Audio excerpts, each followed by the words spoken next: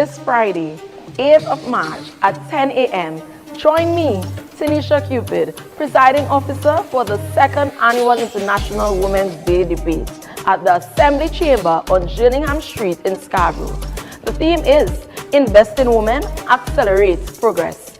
Women from NGOs and entrepreneurs will challenge your opinions on how we access financial services.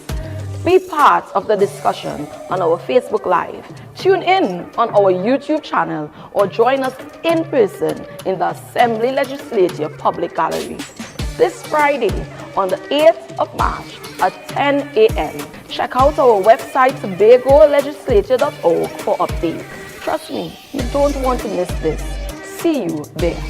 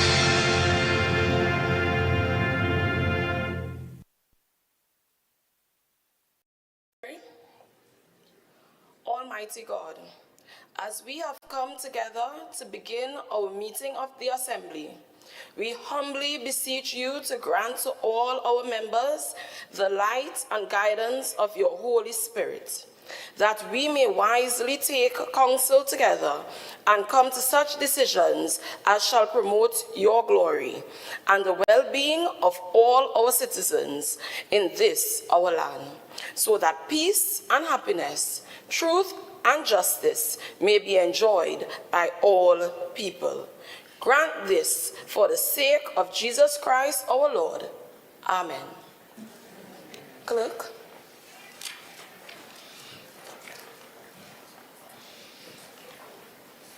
Oath of allegiance of a new member. Announcements by the presiding officer. Assembly bills sent back from Cabinet. Assembly laws brought back from Parliament. Petitions, papers, presentation of reports from Dispute Resolution Commission, select committees, Chief Secretary's question, request for leave to move the adjournment of the Assembly on definite matters of urgent public importance, statements by secretaries or assistant secretaries, personal explanations, introduction of bills, motions relating to the business or sittings of the Assembly and moved by a secretary or assistant secretary, public business, executive council, motion. Whereas there has been a financial gender gap in the way men and women access financial services in Tobago, which has been sidelined by previous administrations for several years.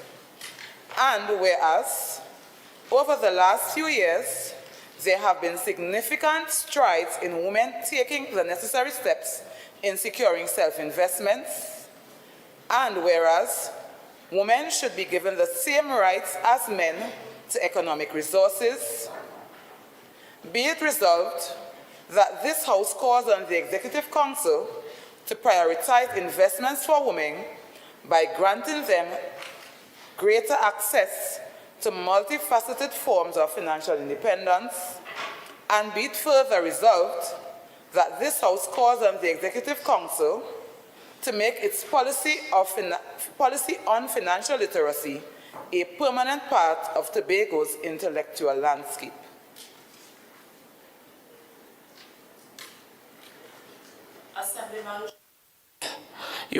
Assemblyman Jewel Green, you are now invited to move the motion.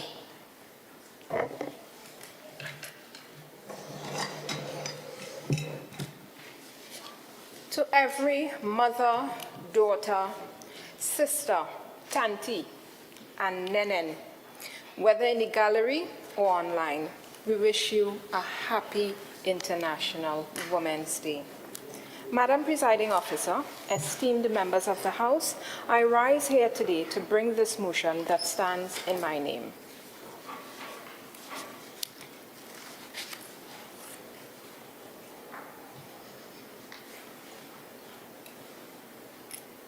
Honorable members,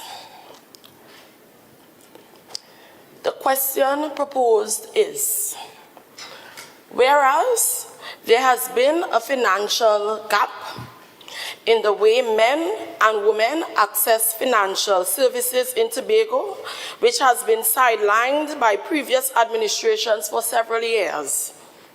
And whereas over the last few years, there have been significant strides in women taking the necessary steps in securing self-investments, and whereas women should be given the same rights as men to economic resources, be it resolved that this House calls on the Executive Council to prioritize investments for women by granting them greater access to multifaceted forms of financial independence. And be it further resolved that this House calls on the Executive Council to make its policy on financial literacy a permanent part of Tobago's landscape. At this time, I invite Assemblyman Fanta Pierre to join the debate.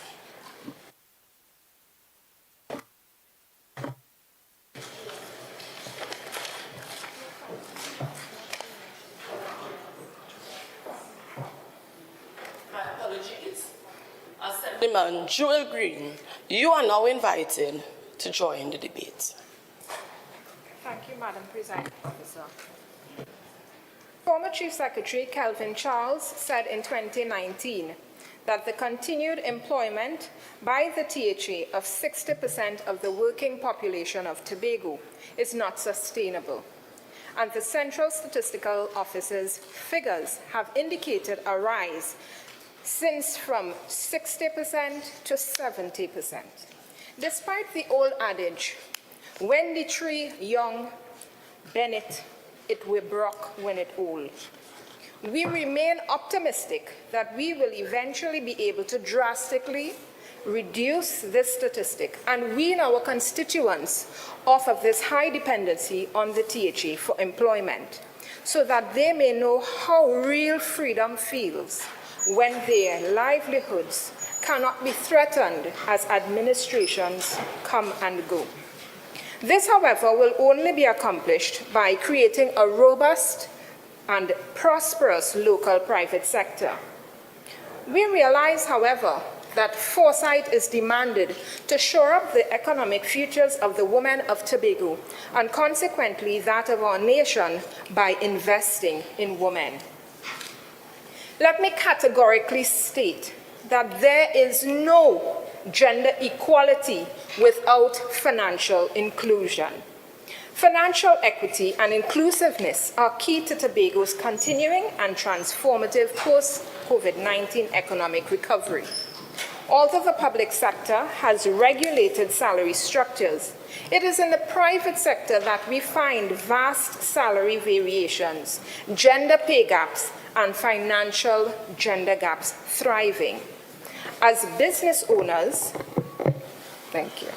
As business owners and companies set pay rates as they see fit, it is our intention to continue to promote women's ability to secure decent jobs, fulfilling careers at equal pay, accumulate assets, influence institutions and national policies towards this continued development, and to become landowners as they transition to the private sector.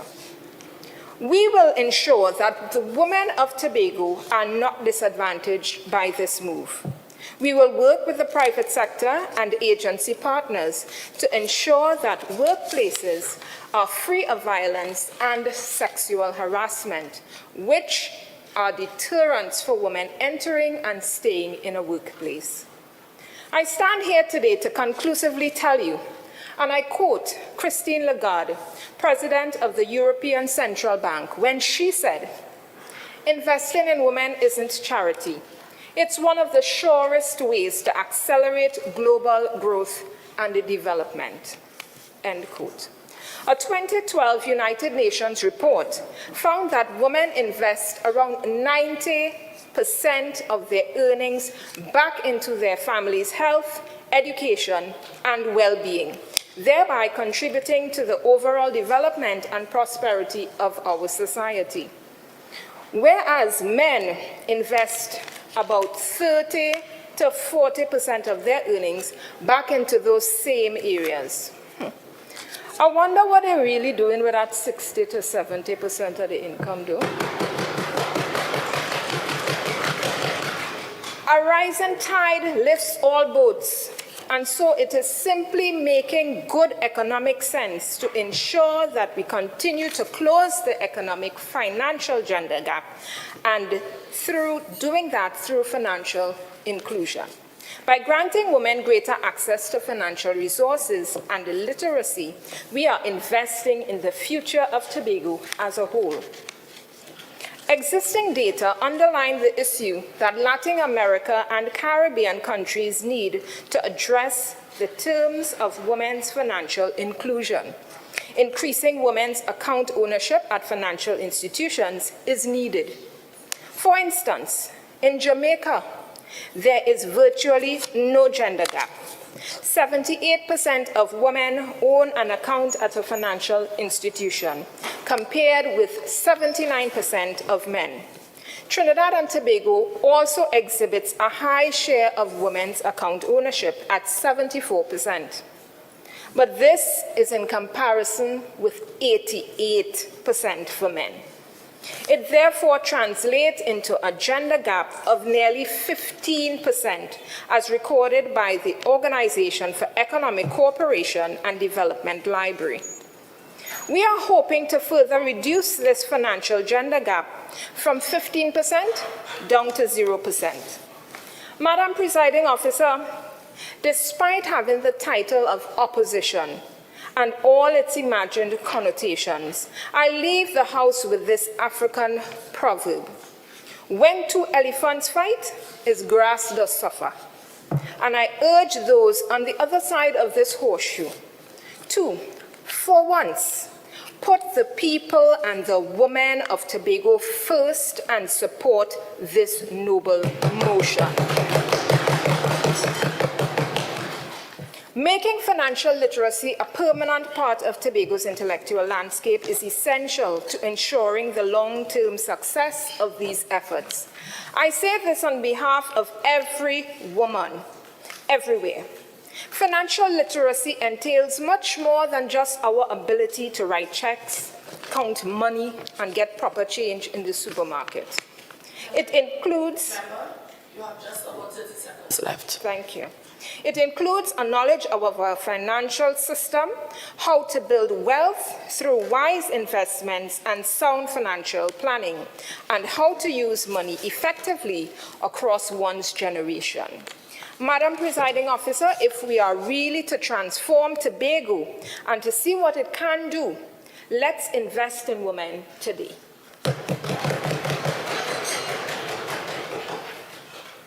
I now invite Assemblyman Fantapierre to join in the debate.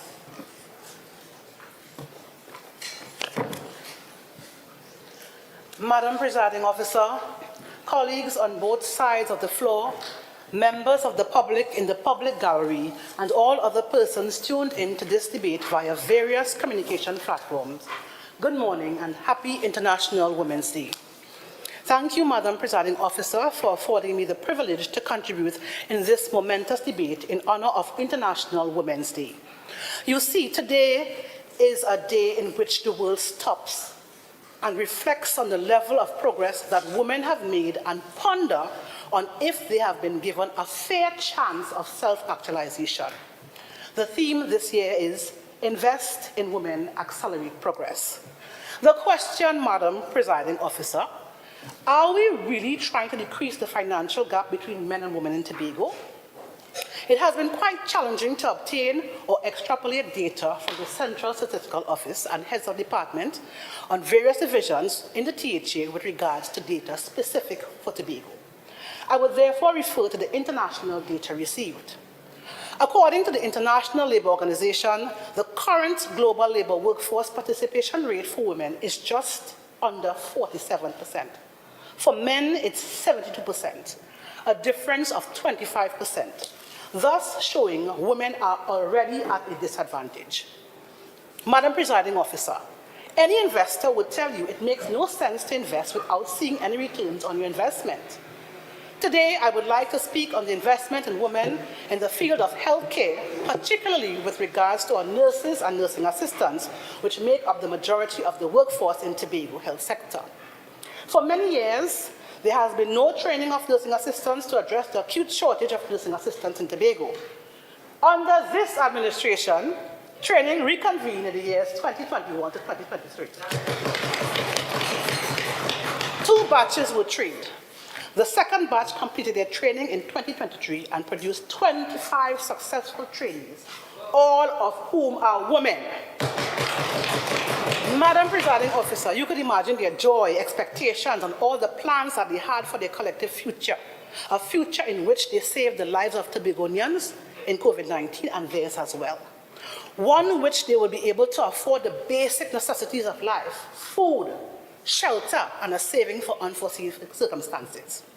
Members of this esteemed House, it took 8 months for these newly certified individuals to secure an interview with the TRHE.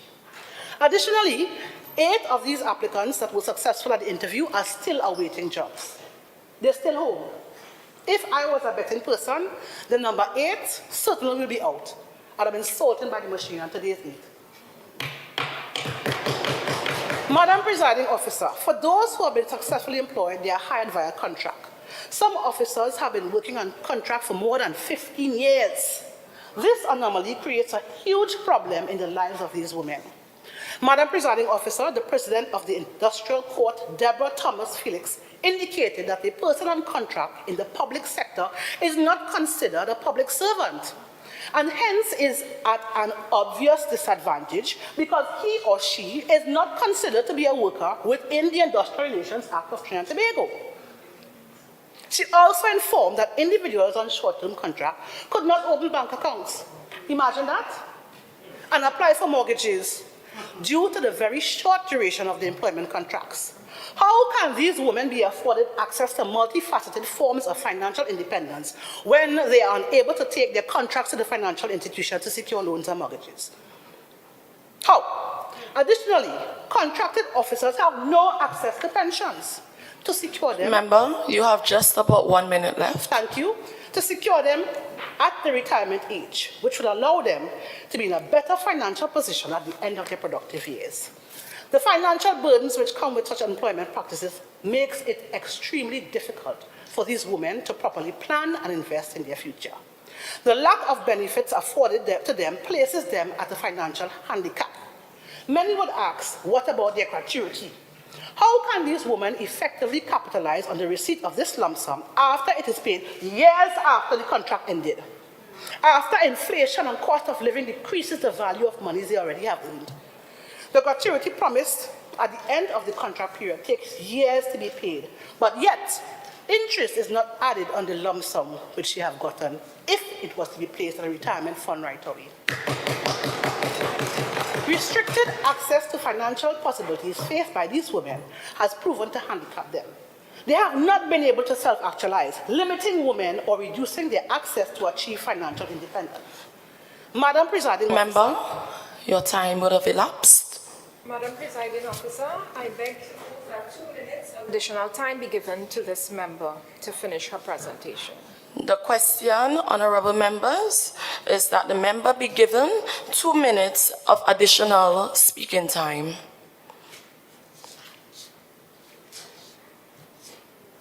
All in favor, say aye. Aye. You could continue, member.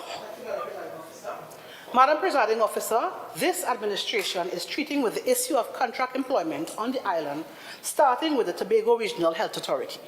Our assessment indicated that 133 TRHA employees' status was viewed as temporary, working month to month, many of whom are women. Once you are under the age of 60, you'll automatically be offered a 3-year contract. Those workers within the TRHA who are viewed as temporary will have a more stability in terms of their employment status. And we are doing this because we recognize that there is a need to fix this establishment. Madam Presiding Officer, it pains me as a woman to see all these shattered dreams. However, today I am glad to be standing on this side of the House that brings such a forward-thinking motion that will protect women's financial future. This motion calls on the Executive Council to prioritize investment for women and to ensure that financial literacy training remains a permanent fixture in Tobago's educational landscape. This will ensure that women are given the building blocks for their future. Madam Presiding Officer, I thank you.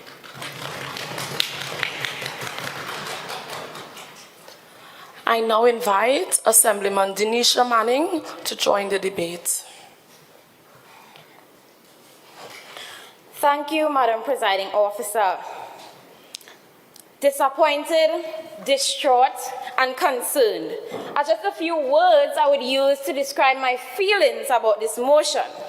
The majority of this administration feel this chamber is a playground, so much that little to no thought or proper assessment was done when formulating this motion.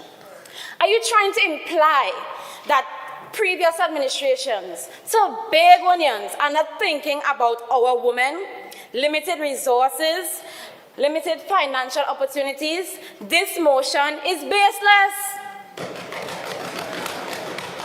I hope that the Tobagonians that are listening on realize that how incompetent, pessimistic, and blind this administration really is. Instead of focusing on gender-based violence like physical abuse, emotional abuse, or even women's mental health, they are coming in this distinguished chamber to tell the people of Tobago that women do not access the same resources and financial opportunities as men.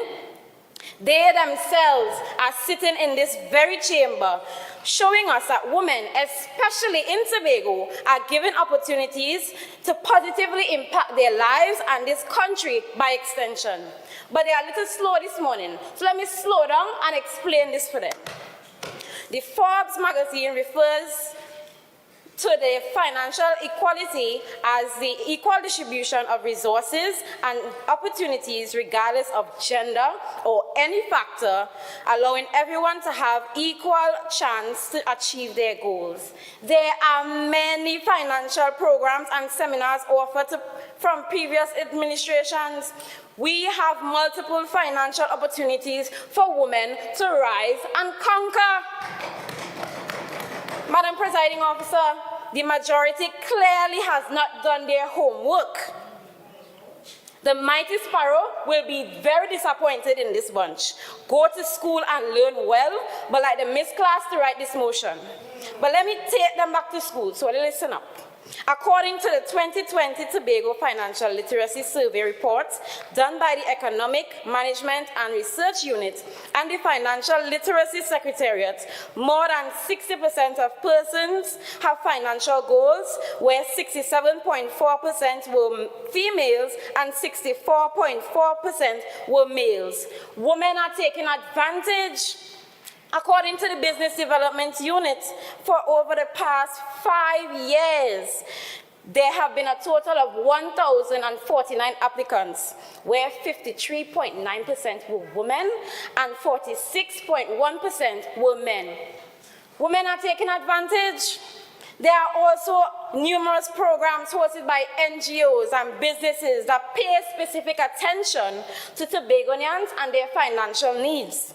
The Phoenix Society hosted a financial program in 2022 with a panel that only included women, and they spoke about insurance, budgeting, and saving.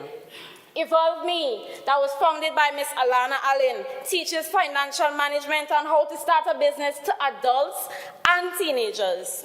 Infinity Accounting TT teaches Tobagonians financial literacy, bookkeeping, credit, and budgeting and saving. Notice, Madam Presiding Officer, that all of these examples include women in financial businesses who are clearly succeeding in their field and share their knowledge wholeheartedly. All of these programs... Sorry? Obviously. You have just about 1 minute left. Thank you. All of these programs and initiatives focus on both men and women. So why is this administration trying to imply that we didn't care? All of these resources are available to everyone. Yet, women in particular are still rising and conquering. And I'm sure my colleagues will explain further. Madam Presiding Officer, with all that being said, I am just saying that the proof is in the pudding. Let us come together and focus on what women in Tobago are really crying out for. Being safe when walking the streets and being able to express themselves freely when a situation comes up. And as our very own Prime Minister quoted in the recent years, come on, Olia, don't jack the thing. Thank you.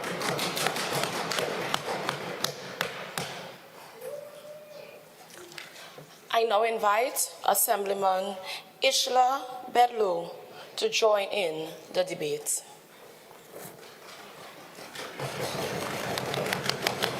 Thank you, Madam Presiding Officer, for this opportunity. A happy International Women's Day to each and everyone, including our listening audience. Allow me to begin my presentation with a quote by the late human rights activist, Sir Desmond Tutu. And it reads, if we are going to see real development in the world, then our best investment is in women. Now, before I dive into the core of my presentation, allow me to define what is meant by the words financial investment, financial gender gap, financial independence, and financial literacy, so that the assemblymen on the other side can have an absolutely clear understanding how critical it is that this motion needs to be passed. Financial investment is the allocation of money towards an asset with the expectation of earning over time. Financial gender gap is defined as a gap between men and women in terms of their level of participation, access, remuneration, and benefits.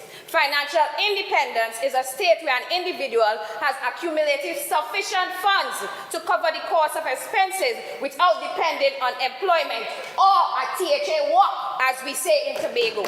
Financial literacy is also the ability to understand the use of financial skills, including personal financial management, budgeting, and investing. With that said, Madam Presiding Officer, in a world evolving, technology advancing, and ever so changing, investing in our women in Tobago to become financially independent, breaking all financial gender gaps, making finances more accessible, and educating our women about financial literacy is a must.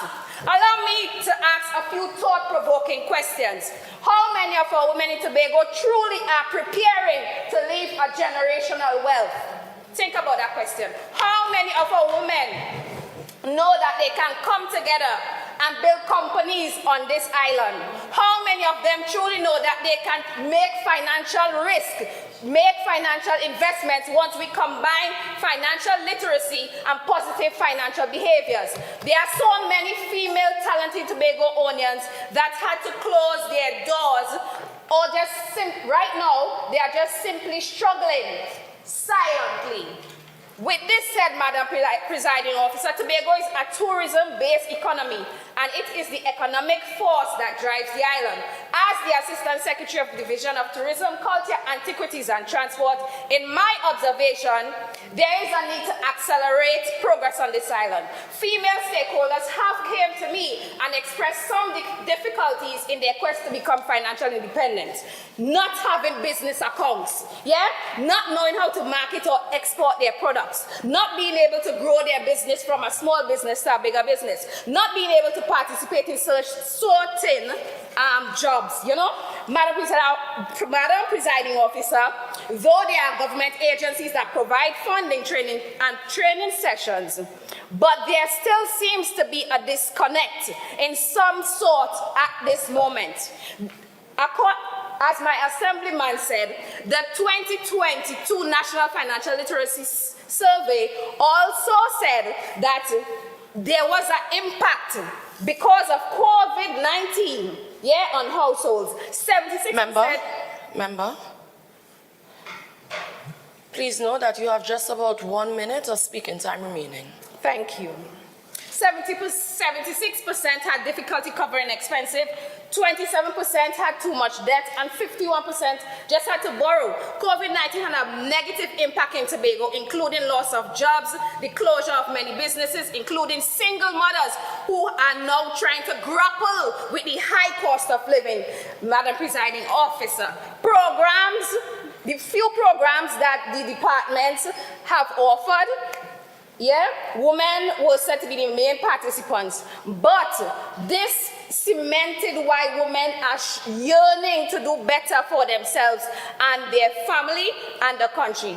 Business Development Unit, yes, they provide funding and training, but it also cements that we women are craving and ready to do more for our country. NEDCO, yes, they provide funding, but they had to discontinue some of these programs due to COVID-19. An article in Wednesday, 21st of January 2024 stated that 2,800 persons applied for loans and just under 1,400 took part in the training programs. Member, your time would have elapsed. Thank you.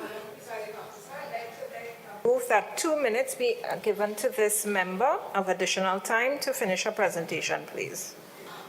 Honorable members, the question is asked, will the member be given 2 additional minutes of speaking time? All in favor, say aye. Aye. The ayes have it. Member, you can continue. Thank you, Madam. Thank you, Madam Presiding Officer. I have so much to say, but all right. My division intends to ramp up financial literacy across Tobago. We intend to implement policies. We intend to make financial assistance better for women. Madam Presiding Officer, with this implementation, women will now be able to own and captain boats. How many of you all see tourists going to no man's land with women?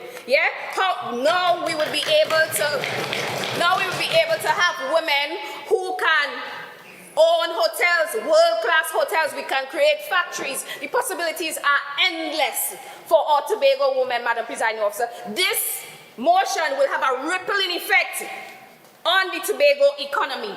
In conclusion, Madam Presiding Officer, educating our women, empowering, encouraging our women to become more financially independent, removing all gender gaps, making permanent policies as it relates to financial literacy, and a better accessibility to finances for Tobago women is a must and must come to fruition if we truly want to see development and progress on this island. I beg my fellow assemblymen to join with me as we echo the words financial literacy, financial independence, and break all financial gender gaps. Madam Presiding Officer, I thank you.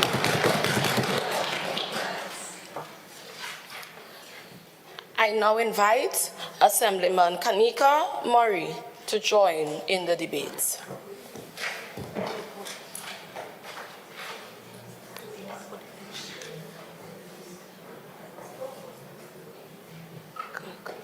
She's not here.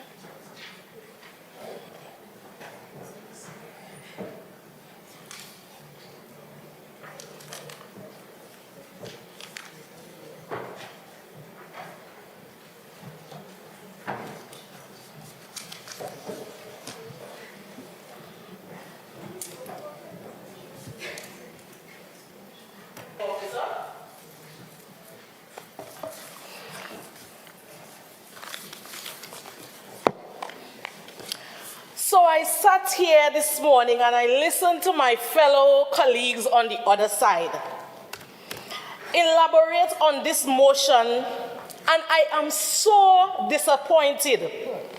I listened to the Secretary of Health, and I listened to the Assistant Secretary of Tourism, and I am disappointed. No facts. It's strange for you all to move such a motion as women living in this Tobago Island and seeing the progress of young and old entrepreneurs on this said island. Allow me to elaborate on my minority leader point, where she would have stated or made mention of the statistics of the successful female applicants of the Business Development Unit. Who do we think are these female successful applicants? Ghosts?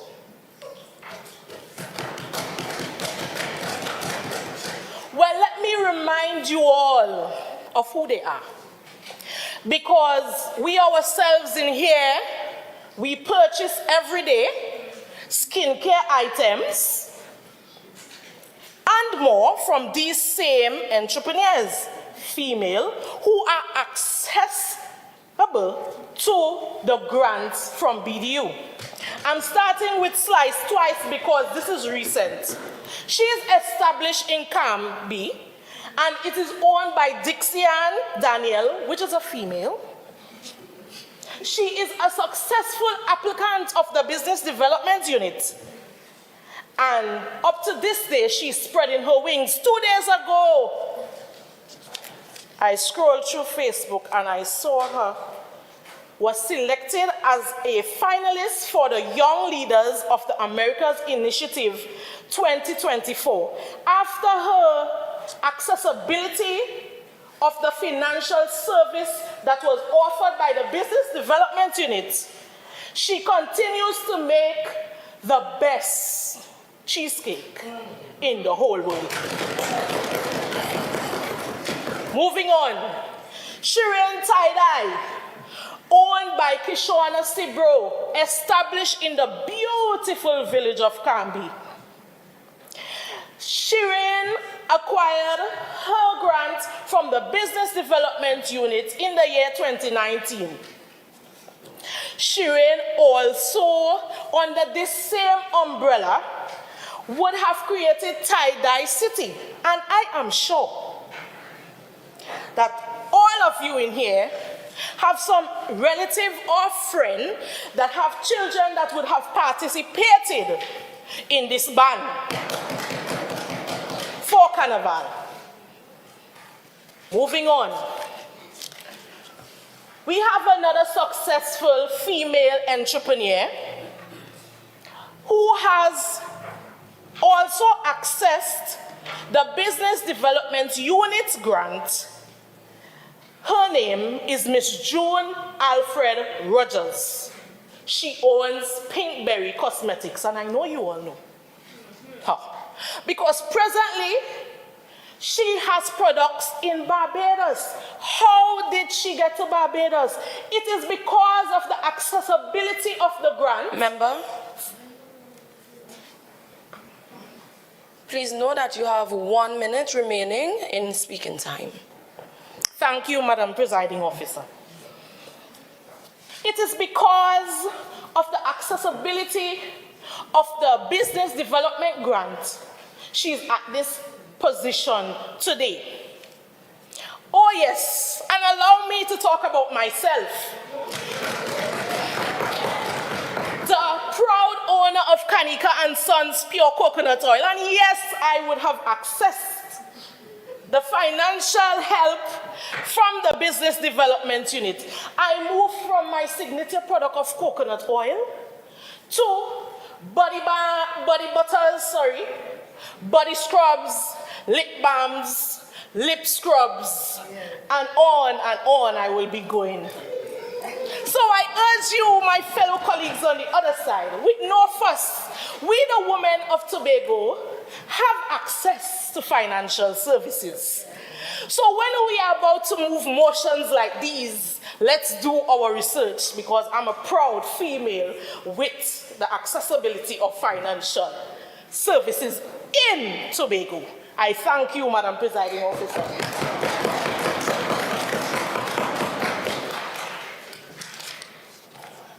I now invite Councillor Shaquan Allen to join in the debate.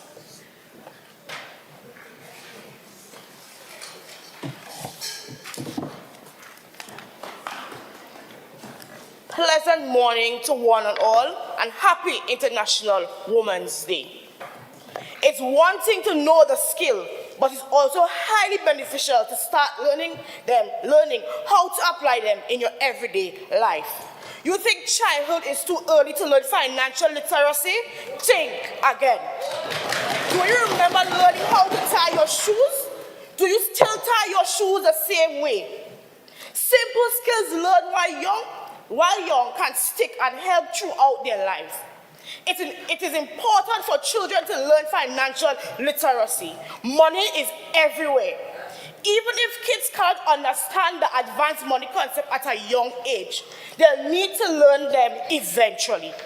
Research has long shown that when it comes to teaching kids how to manage their money, it's better to start young to build money knowledge and habits that will last a lifetime, says Deacon Hyatt, who is an experienced financial reporter. It doesn't matter the child's age. Children will start needing money to partake in simple activities in their school that deals with spending of money.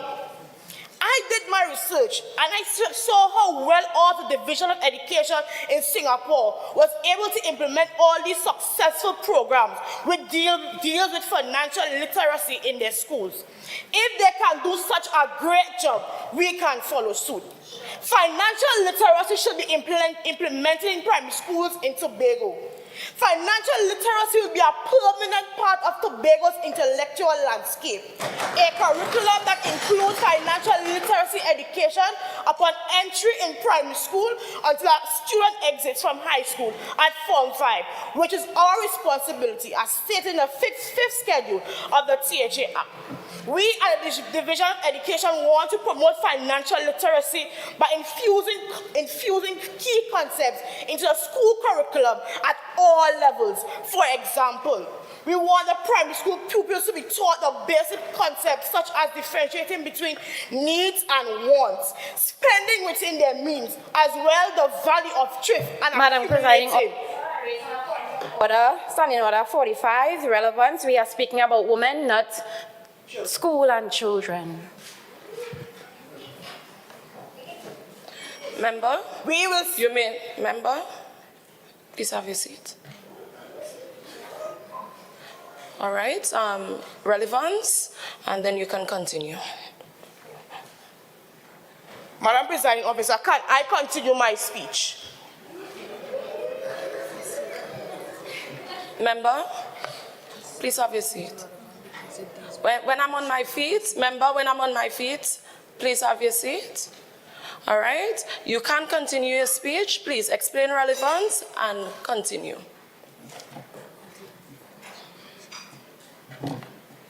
Madam Presiding Officer, as the Secretary of Division of Education, it is important that we will do a financial literacy in the schools.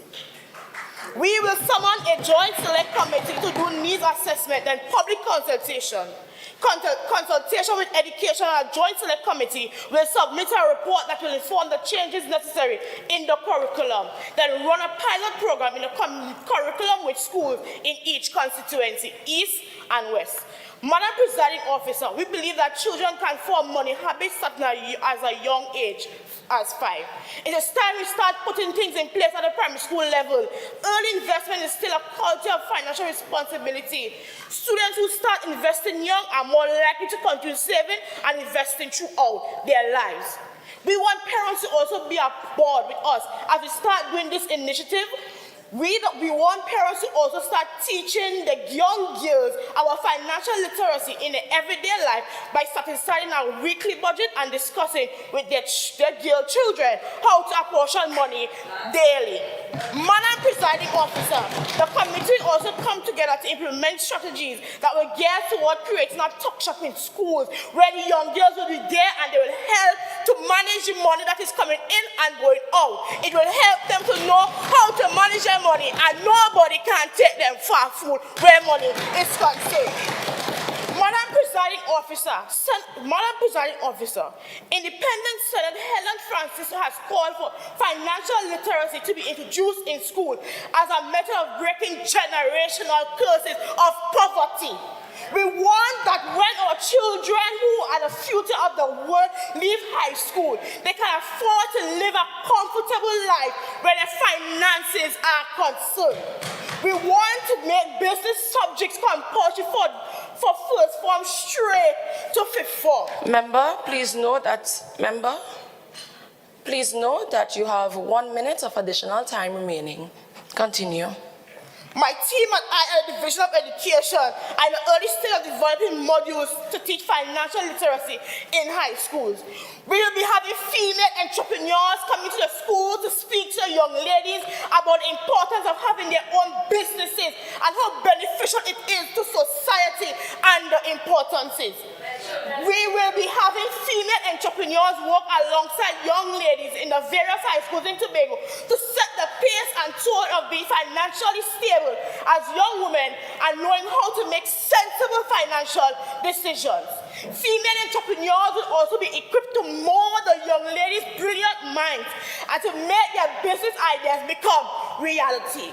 Every young woman has financial dreams and goals, but they need guidance, and there is where the female entrepreneurs will step in to help them to birth their dreams and make them come reality.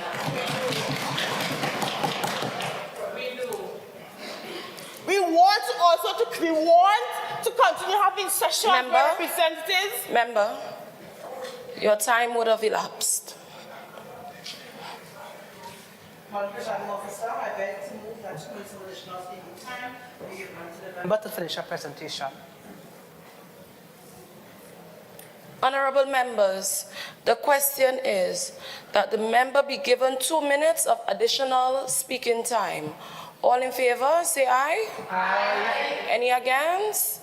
The ayes have it. Member, you can continue. We want to continue having sessions where representatives from the different banks, cooperatives, and credit unions come into the schools to speak with the young ladies about the importance of saving, investing, and managing money, learning how to open a brokerage account, understanding the stock market, and perhaps advocating for a branch of the stock market in the schools. Yes. It is important that they know the benefits of investing and why it is so paramount in taking investment seriously as a woman. We want to also create accounts for students where they'll be able to get bank accounts and ATM cards. We are living in a cashless society, and we think we should inquire about having cafeterias, stock shop, and school offices install links machines in the school for students to do their purchases. We believe that we have reached an era where everyone is using their card to swipe and tap, which makes things much easier. Our students should be a part of this community. We are in the process of chatting with the banks and credit unions and cooperatives to find a way to make it a safe environment for our students and young ladies.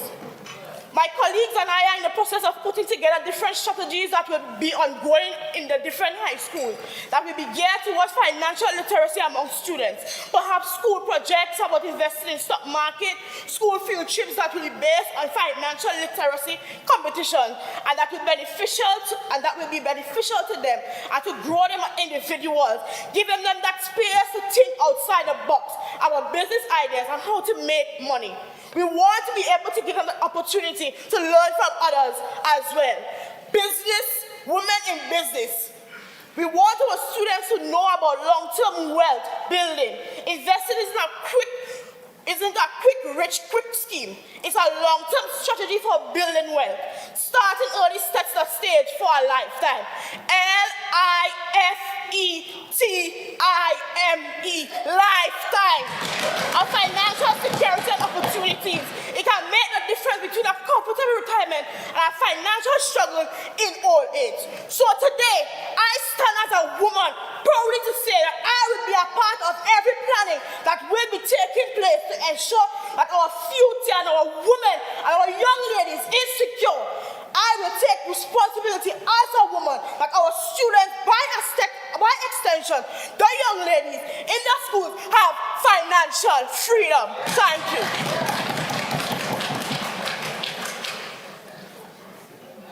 I now invite Councillor Telisha Tony to join in the debate.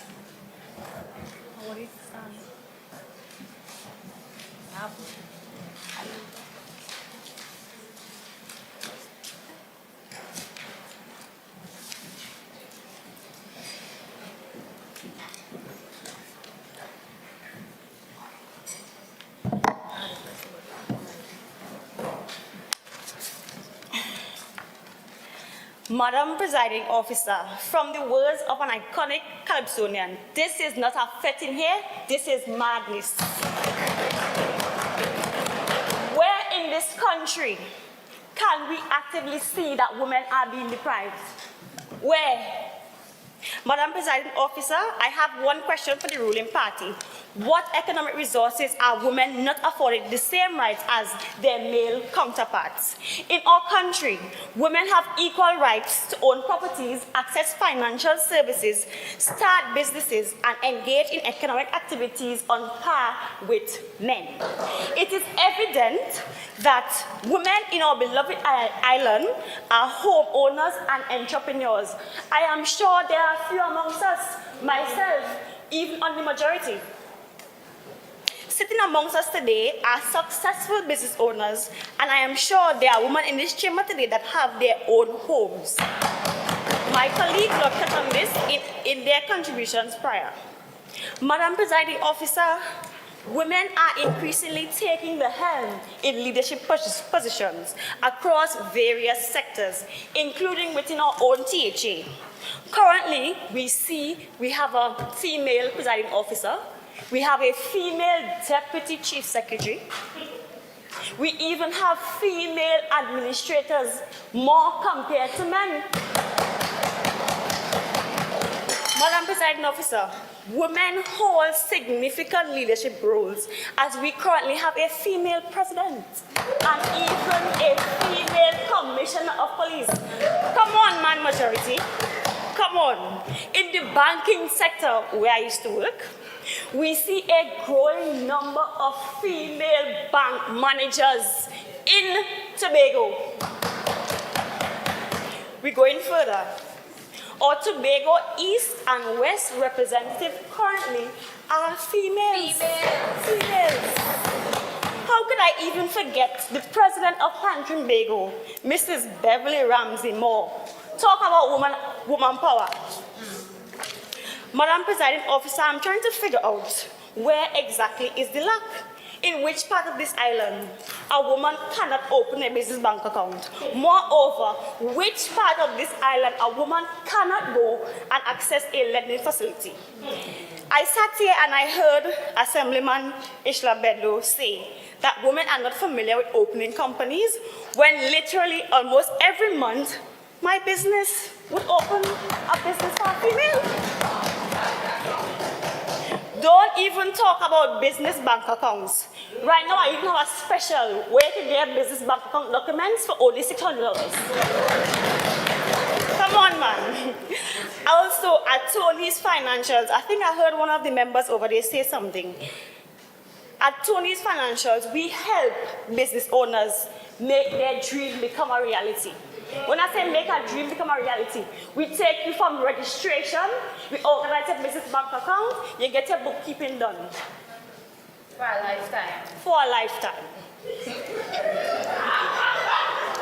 Madam Presiding Officer, if a woman wants to make an investment, can she not go to Union Trust? Yes. Can she not go to RBC where they have Reutering mutual fund accounts? Yes. I would know, I used to work there. Madam Presiding Officer, according to findings from Fidelity Research, women are making notable progress across various financial domains. The study indicates that 60% of women are actively engaged in the stock market, displaying a more measured response to recent fluctuation compared to men. Moreover, the percentage of women saving for retirement has seen a gradual but consistent increase with a 68% Member, actively. you can have your seat. I'm just informing you that you have just about 1 minute of speaking time remaining. Thank you, Madam Presiding Officer. Moreover, the percentage of women saving for retirement has seen a gradual but consistent increase, with 68% actively saving for retirement in 2023, up from 66% in 2019. Let me bring it home. Right here in our own country, more women are investing in their retirement fund. Also, you see Gen Z females securing the bag by investing, Madam Presiding Officer. Let's go a bit further. Educational opportunities. Access to education is fundamental for economic empowerment. In our own country, women have equal access to education from preschool to tertiary level. Women can even partake in vocational skills. I know a few women who would have partaken in the Division of Community Development vocational training skills in male-dominated fields, particularly plumbing. Women are predominantly degree holders, and they take advantage of the grants provided by the government of Trinidad and Tobago. I myself have benefited as well. When we talk about education, Madam Presiding Officer. When I'm on my feet, please have your seat. Member, your time would have elapsed. Madam Presiding Officer, I beg to move that 2 minutes of additional speaking time be given to the member to finish her presentation. Honorable members, the question is that the member be given 2 minutes of additional speaking time. All in favor say aye. Aye. Any against? No?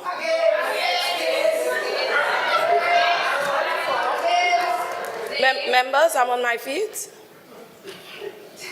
The member, the ayes have it. The member will be given 2 minutes of additional speaking time. Thank you, Madam Presiding Officer. As I was saying before, I myself would have benefited from financial assistance in the early years of my undergrad degree at UWI. When we talk about education, Madam Presiding Officer, one of my sisters in business, Ms. Abini Taylor, has established a school of foreign language, the first of its kind in our island. She also even has a foreign language bookstore. You can check her out down in Taylor Drive, Canby. You can't miss the sign. Madam Presiding Officer, direction is more important than speed. And right now, the other side doesn't seem to know where they are going. Thank you, Madam Presiding Officer.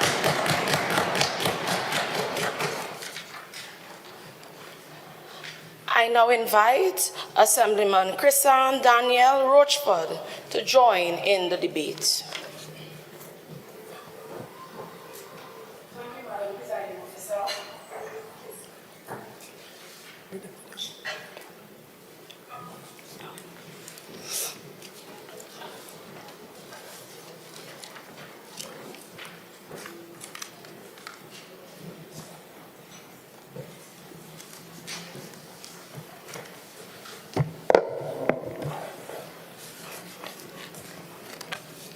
A special good morning to all the women in the Assembly and for all of those who are watching on the television and listening to the radio.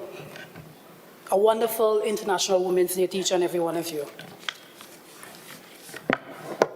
Talisha Tony, you were the previous Secretary for Finance, and under your administration, I rise as a standing order. 45. You should not call her name like that. I did rise on a standing order. Members, I do apologize. Members, you may continue. Presiding Officer, under the previous administration, Mr. Lisha Tony was the previous Assemblyman, was the previous Secretary under the Finance. You that didn't do anything to create any financial literacy program for the women of Tobago. Assemblyman Dinesh Manin and Kenika Murray, under your administration, you all did nothing. You all did poor work. And my administration had to go and clean up the backlog of work so that we could have given out the checks to help to develop the funding for women in Tobago. So I stand here to correct you all. Madam Presiding Officer, I hope that the people of Tobago never put their fingers in ink towards that previous administration ever again. Since 1910, the starting of a new dawn to aspire women globally for their rights to be acknowledged and given equal opportunities to be able to achieve success and to invest in women. The world female population is just under 50%. This brings to the fact that there are 102 men to every 100 women. Yet still, women aren't given their capacity to achieve equally with their male counterparts. Women are now the top leaders of the single-family household, and this further creates an economic disadvantages at home and in the workplace, where they are paid less in major roles such as athletes, actresses, top CEO management, and other positions, just because of their gender. In the matrimonial home, most women are given the task to stretch a few dollars that are given to them by their significant other. And if by some magic, women always succeed in ensuring that the budget is wisely used. This oftentimes is a global testimony of women. Let me correct myself, superwoman, whom has the internal capacity to handle finances successfully. And my question is, why are we as a society is lagging behind and not investing in our women? Natural ability to multitask at any level. Let us look at Europe's first female Prime Minister, Mrs. Margaret Thatcher, who from 1979 to 1990, she was the longest serving Prime Minister. She was also known as the Iron Lady.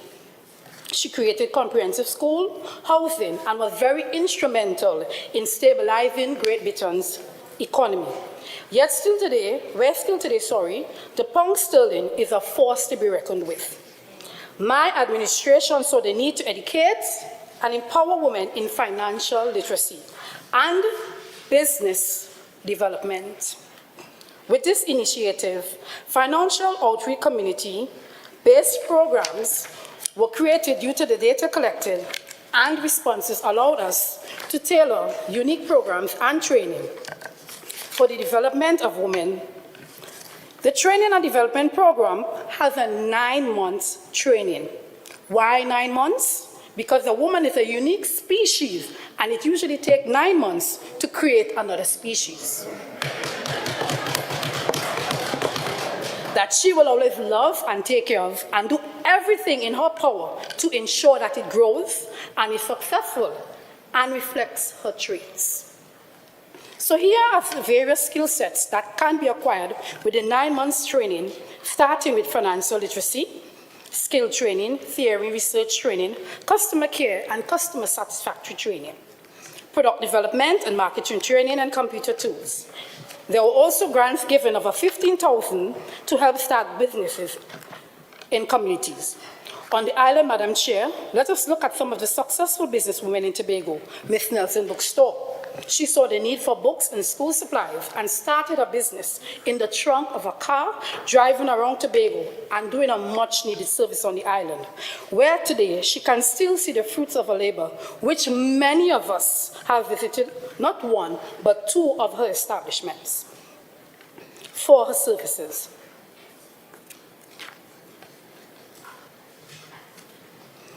When we invest in women, we eradicate poverty and secure generational wealth. Businesses in food, plumbing, childcare services, garment production, agro-processing, agriculture craft, plumbing, floral decoration, and events management. All of these are successful business startups. Member, you have 1 minute remaining in your speaking time. You may continue. Thank you, Madam Chair.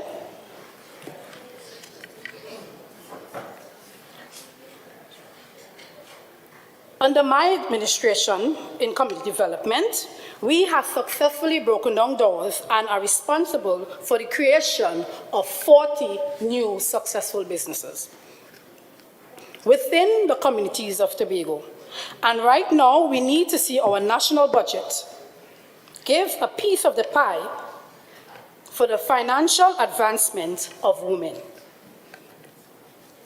And this, my fellow colleagues, we are making it a part of the laws of the Tobago House of Legislature. Let me take you all back about over 200 years ago, where the demand for the enslaved female population to produce children. Black women were psychologically manipulated by white women to get pregnant and not abort so that they can enjoy the rewards, the financial rewards. Because mind you, the enslaved black woman was never a stupid one. They did abortions because they didn't want their children to be born in servitude. Please have your seat. Your time would have elapsed.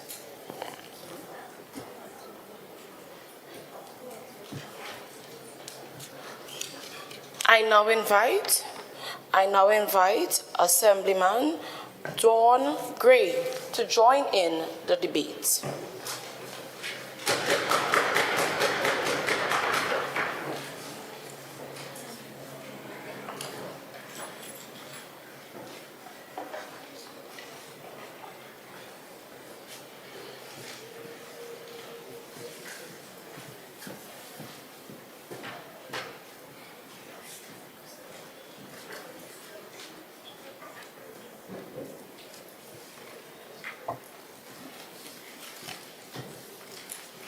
Good morning, Madam Presiding Officer. Thank you for having me in this august House to debate on a motion that represents or should represent Tobago's jurisdiction. As a former teacher, it took me around 4 days to understand the crafting of this motion. And so I am saying that this motion is not palatable, comprehensive. Self-investment means in the Tobago context. Does it mean opening a business like a boutique or buying makeup or shoes and dresses? And I heard an explanation that does not fit into the crafting of the motion.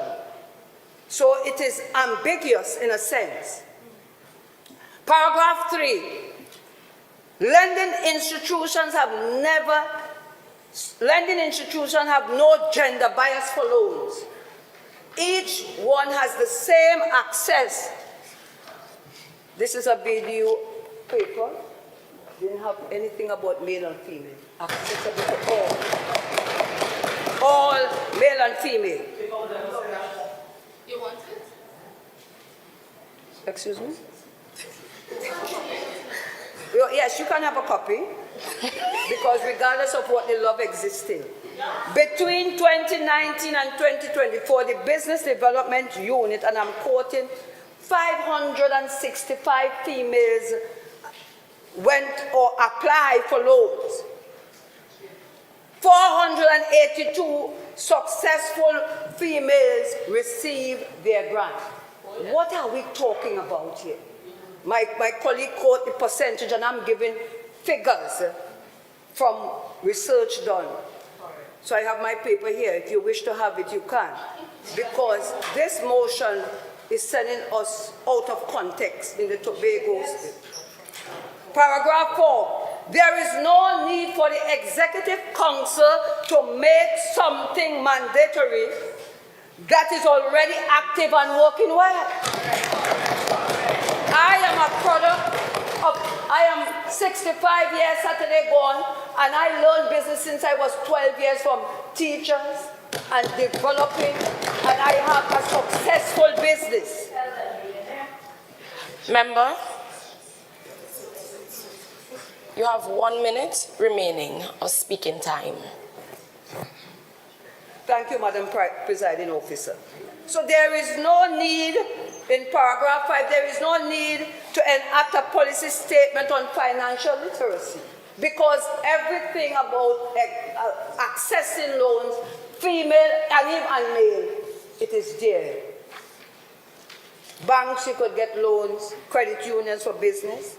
I borrowed from the bank to do my business, and it's very successful. In conclusion, this motion is not composed with clarity and English language esteem, but it is decrepit for lack of form. It's like a rotten foundation that cannot be rebuilt. So by my evaluation, this motion is very ambiguous and irrelevant to the principles of the Constitution of Trinidad and Tobago, and it should be rewritten. Thank you, Madam President.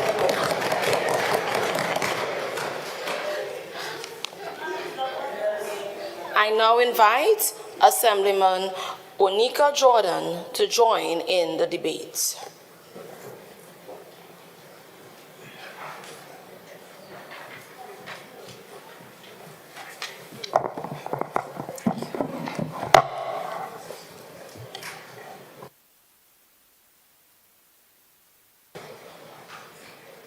Madam Presiding Officer and distinguished guests, today I stand in support of the views expressed by my colleagues. My position is that the Executive Council has started implementing policies to cater for women to have greater access to multifaceted forms of financial independence. The Executive Council took the relevant action, and we will continue. Let us look at the Division of Infrastructure, Quarries, and Urban Development, DIQUE, which is under my purview. The division saw that there was a gender wage gap when we entered office in 2021, and we decided to conduct an audit to ensure that men and women in the same roles got paid equally in 2022. With a wage increase from $79 per day to $164 for the Unemployment Relief Program, URP. In addition, we had women working for years without even receiving any maternity benefits. And if they were pregnant, then they had to leave the job.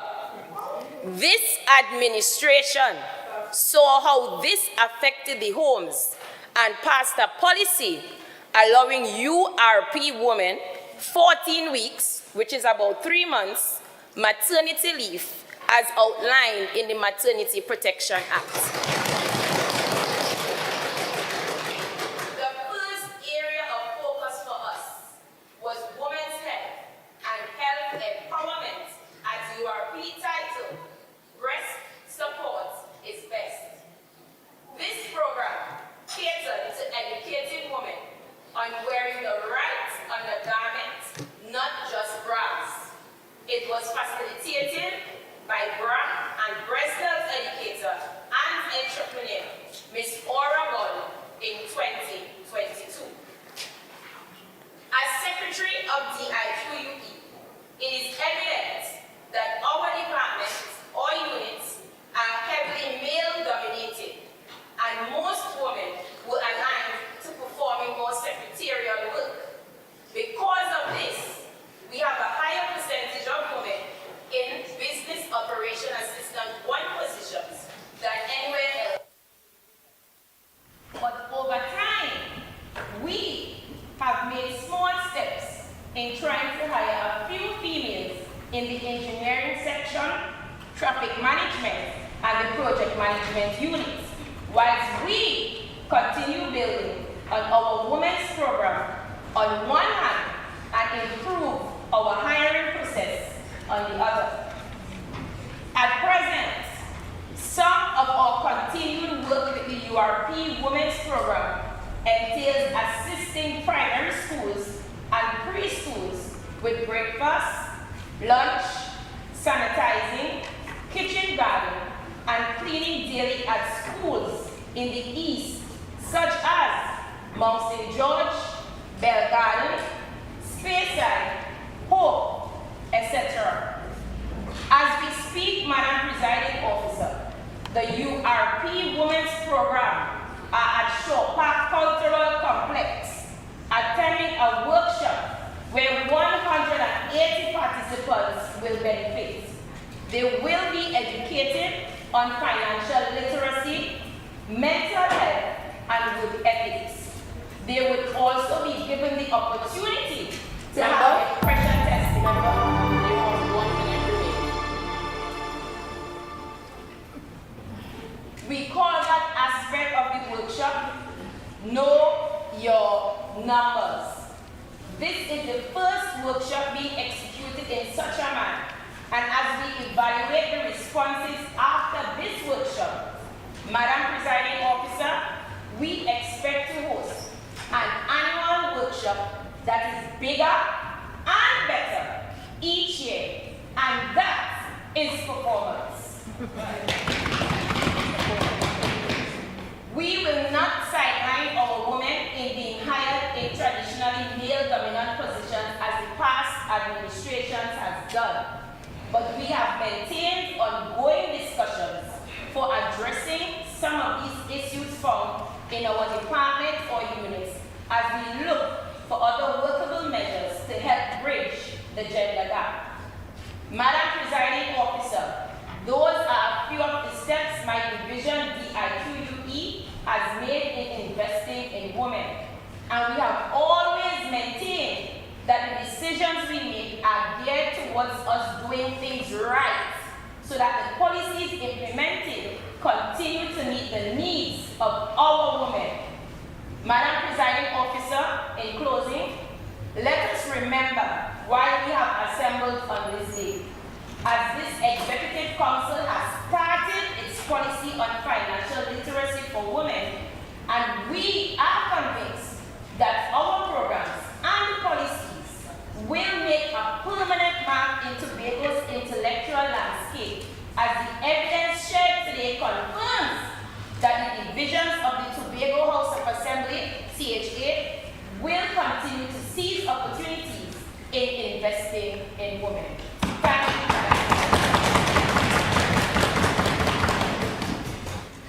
I now invite Assemblyman Ronicia Belfon to join in the debate.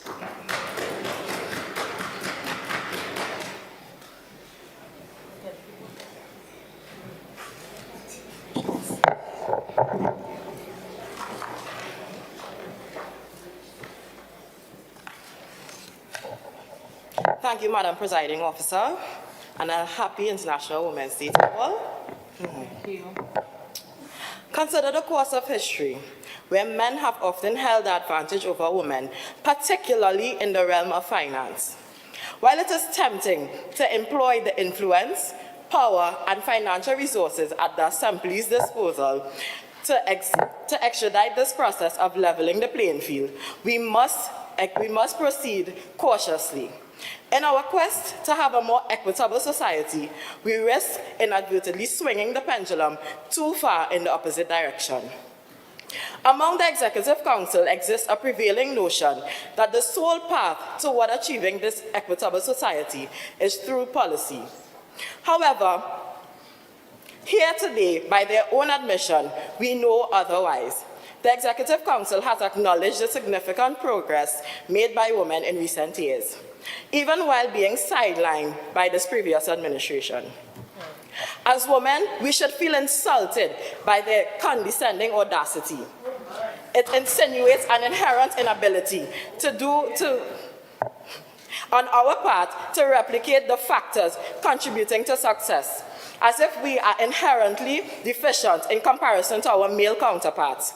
Yet, not only have women demonstrated the capability to replicate the models of success, but we have surpassed them, excelling in various spheres traditionally dominated by men. Women are not waiting for handouts to bridge this financial gender gap. Instead, we are taking action and empowering ourselves economically. We can see this in the enrollment numbers at the University of the West Indies, student statistics for the academic years 2016-2017 to 2021.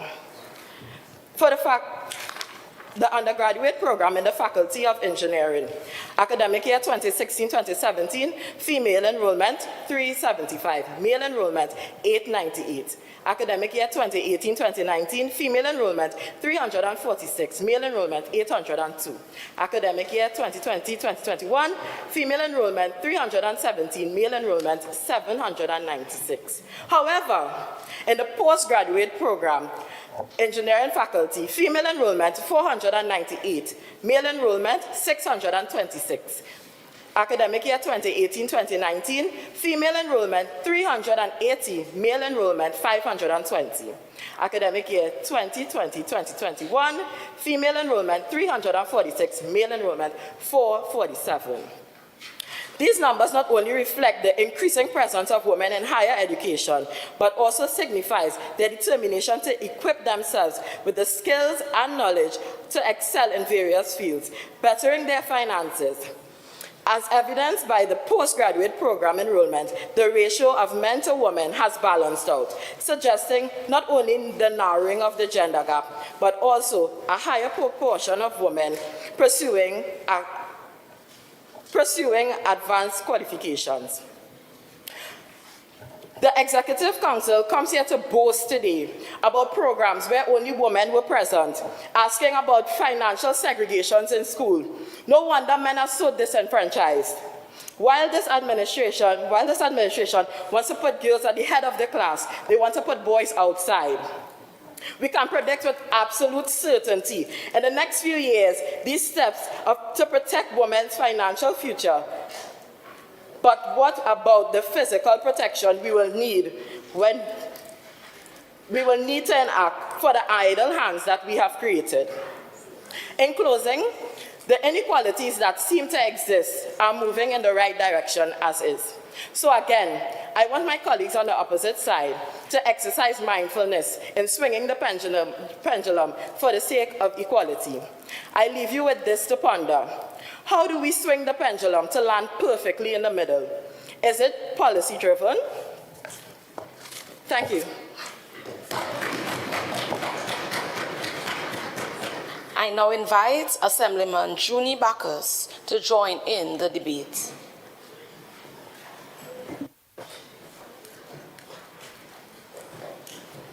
Good morning, Madam Presiding Officer, distinguished members of the House, and honorable guests. It is with deep gratitude that I seize this moment to engage in discourse on a topic of paramount importance, investing in women and accelerating progress. I extend warm greetings to the women of Trinidad and Tobago and to all women across the globe on this auspicious International Women's Day.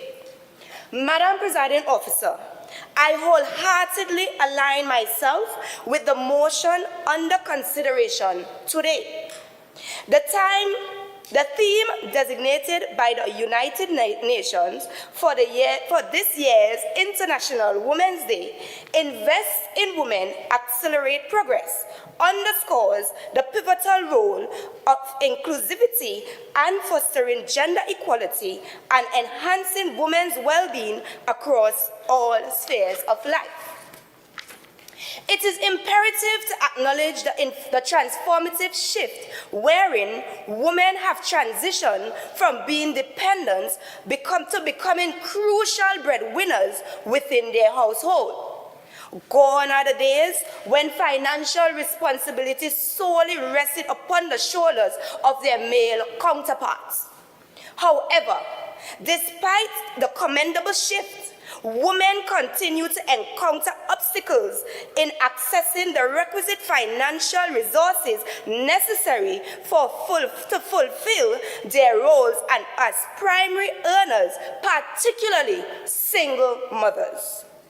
While strides have been made under this current administration's leadership, notably in facilitating financial access for women in Tobago, there remains ample room for improvement. Allow me to illustrate a touching scenario. Envision a single mother employed under short-term contracts with the Tobago House of Assembly, seeking a loan from a financial institution for essential needs such as home renovation, housing, or entrepreneurship endeavors. Regrettably, due to the nature of her employment, she encounters barriers in securing the desired loan amount or may face outright rejection.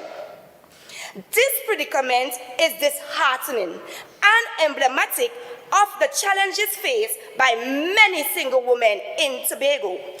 Despite the availability of grants targeting housing and entrepreneurship, bureaucratic hurdles and restrictive eligibility criteria often impede access to those in need. Let's think about URP, the women who work in URP, as well as CPEP, who cannot pay Assemblyman Tony to access such service. Yeah? Furthermore, while initiatives such as the Division of Community Development, Youth Development and Sports, to the division to which I am Assistant Secretary to,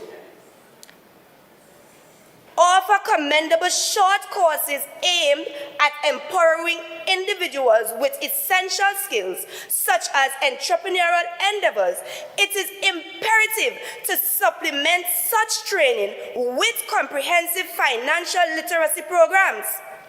As the adage goes, give a man a fish and you feed him for a day.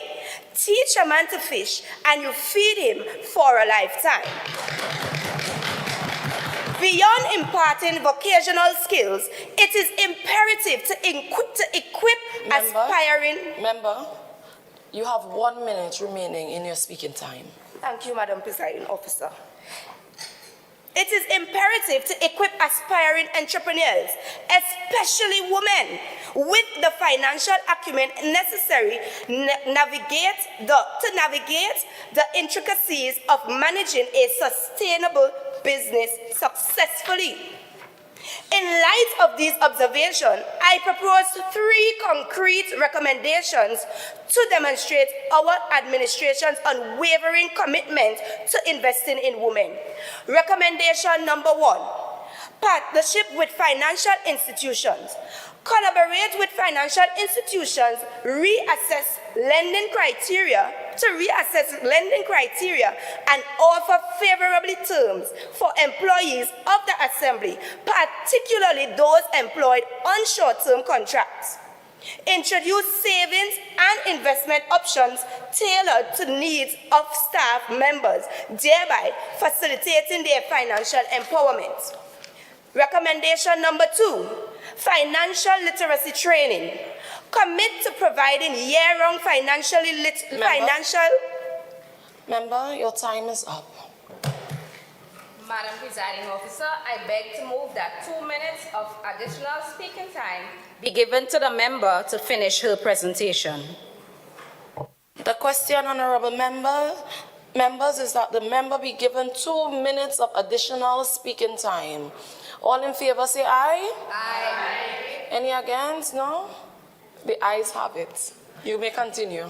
Thank you, Madam Presiding Officer.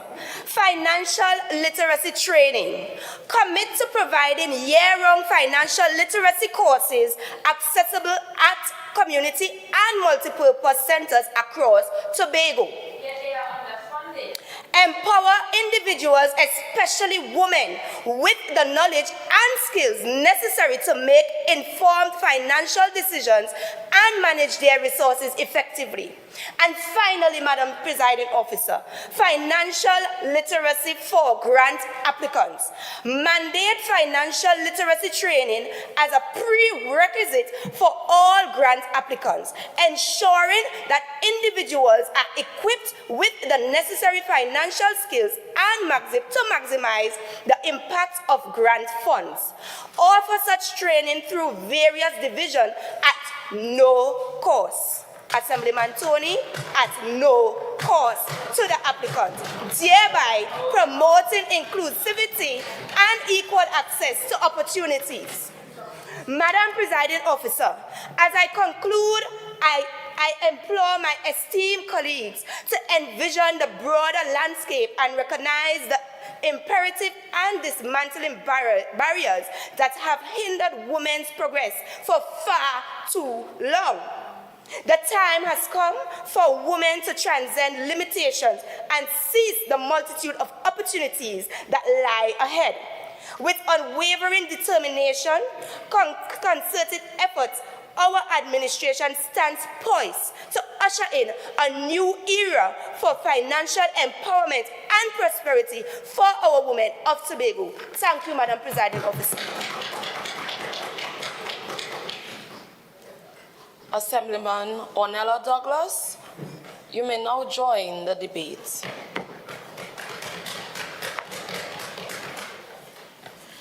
Assemblyman Junie Bacchus, are you trying to take money out of Assemblyman Talisha Stoney's pocket? From a fellow woman's pocket? Anyways, Madam Presiding Officer, I stand in strong opposition to the insinuation that there's a financial gender gap among women and men accessing financial services in Tobago. Furthermore, I strongly dismiss the suggestion by my friends on the other side that this was perpetuated and supported by the previous administration. However, I do support the motion that significant strides has been taken and the necessary steps has been taken to secure self-investment and, there I say, financial freedom and independence. Madam Presiding Officer, I know by now my colleagues on this side has convinced you that this motion is baseless. But allow me to share my 2 cents. Financial services, we know, are both a catalyst and a barometer for gender equality. Financial independence for women is a goal that is easily achievable, as we have many examples. It is not an impossible fantasy. We as women have taken control of our financial destinies. We have led lives of empowerment and independence by educating ourselves, making plans, making prudent financial decisions, and embracing financial responsibilities. So I urge my fellow women, my sisters, my friends, my colleagues on both sides to continue making this step towards financial independence. We all deserve it. Madam Presiding Officer, this step, however, must be supported by all sectors of the economy, not just the government or the Tobago House of Assembly. While we ask the Exec Council to prioritize investment in women, we must understand and recognize that other institutions in the private sector have a greater role to play, and they have been doing so. We must understand that another important institution, the family, also has a role to play in women's financial independence.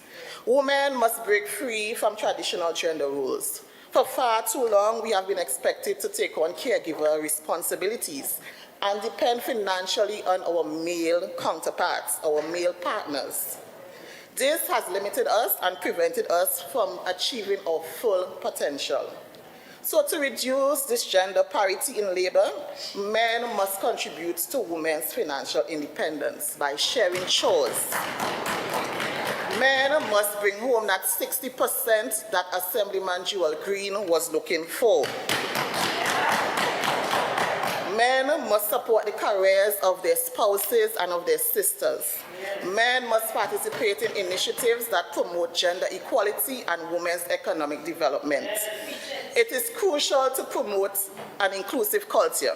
Let us focus on that rather than spear frivolous claims about unfair treatment and access to financial resources amongst the genders, against an administration that did so much to address gender parity.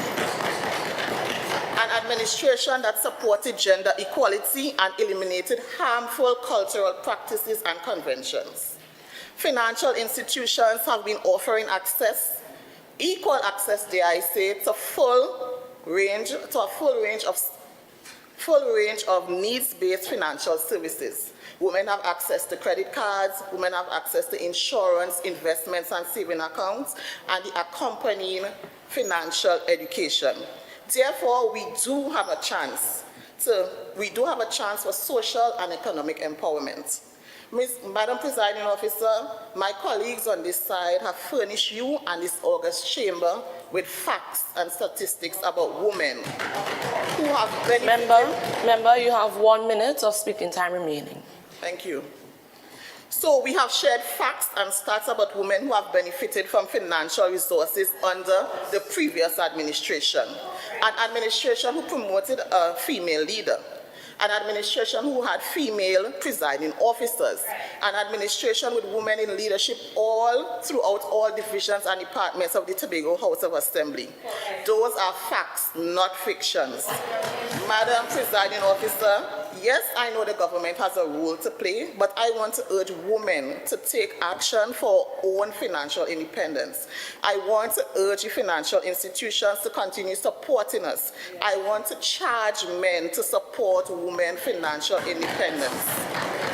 Sis, if you are a woman who wants to achieve financial independence, there are many steps you can take. Start by setting financial goals for yourself, create a plan and achieve them. Look for opportunities to increase your income, such as freelance work or starting a business like my colleagues, Assemblyman Tony and Assemblyman Murray, and I'm sure others on the other side. Right? And don't be afraid to invest in yourself and your career, whether that means pursuing additional education, seeking mentorship, or networking opportunities. I want to let others on the other side know that women are accumulating assets. Women are generating income and managing financial risk. Women are fully participating in this economy. We call that financial inclusion. So if you didn't know, now you know. Remember, financial independence is not just about money. It's about having power to create a life you want. So don't wait to take action today. Achieve your financial goal and build the life you deserve. Thank you, Madam Presiding Officer.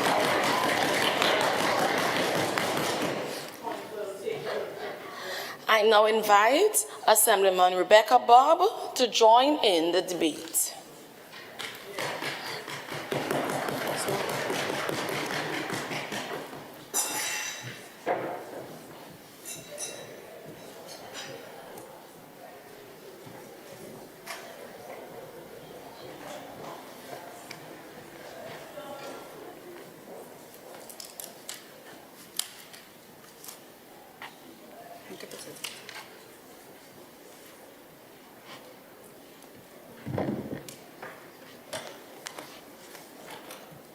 Thank you, Madam Presiding Officer. Good morning to everyone present and to the online viewers. Happy International Women's Day. It's a pleasure to be here representing Mount St. George Goodwood constituency and the Division of Tourism, Culture, Antiquities and Transportation, presenting in favor of this motion. This division acknowledges that a financial gender gap exists. We believe by increasing women's financial intellectual capacity and accessibility to financial services, we can facilitate the development of human capital and a voice. As access to financial services is a fundamental component of financial inclusion and has a direct impact on tourism, health, education, gender equality, just to name a few. A 2010 National Tourism Report postulates that the Caribbean is the most tourism-dependent region in the world, and this sector employs a high proportion of females. Further to this, the study recognized that women's participation in tourism has the potential for empowerment, and it provides a source of generating income, taking a further steps to enable higher economic development and increasing women's physical and social well-being. Because we are aiming to foster holistic development. Madam Presiding Officer, a recent United Nations Tourism Global Report found that women are still underpaid, underutilized, undereducated, and underrepresented. We need Tobago to understand that financial inclusion goes beyond just having a bank account. It involves having the necessary tools to invest and to represent themselves. This report also stated that the lack of financial inclusion of women in emerging economies causes lower levels of investment and reinforces gender social norms. But we want Tobagonians and Tobago women to be seen and heard as financially literate, they're represented, they're utilized, and they're paid fairly. I know we have heard some statistics from my colleagues and from the other side, but I would like you all to look at the statistics from the Institute of Labor and Economy's 2020 study. The statistics reveal that in the Caribbean, tourism sector employs 52.3% of skilled women, but only 2.4% of these women hold managerial positions. All the while, they have this position, but they're still receiving below average wages. We have not even considered the unpaid family work, which further exacerbates the disadvantages that women have in accumulating work experience and job tenure. And guess what? These are the important factors that women need to reach these senior positions. This disparity is too jarring to ignore. 2.4%? Wow. Nonetheless, Madam Presiding Officer, Madam,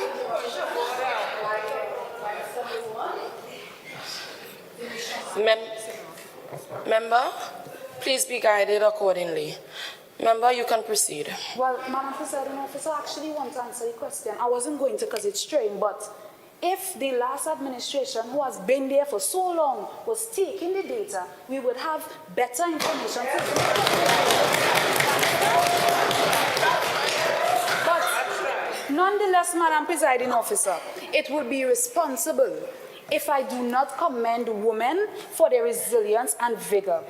Because over the past few years, there have been a paradigm shift causing women to actually embark on self-actualization. As they invest in themselves, their fellow women, taking up the mantle of hosting financial forums, seminars, promoting financial literacy. We have right across there Miss Tony, right in front of us. To these courageous women, I want to say thank you. Thank you for recognizing that there is a gap. That's right. And these programs and projects are necessary to advance self-investment, foster cultural shifts, and embrace economic development. Madam Presiding Officer, the agenda to address issues of inclusion, representation, financial freedom, gender equality have been on the back burner for too long. You know, the back burner that moving slow, and if you decide to work it moving slow, we move it from there, we put it to the front. And we mean what we say when we said we are going to make Tobago the greatest little island on this planet. I thank you, Madam President.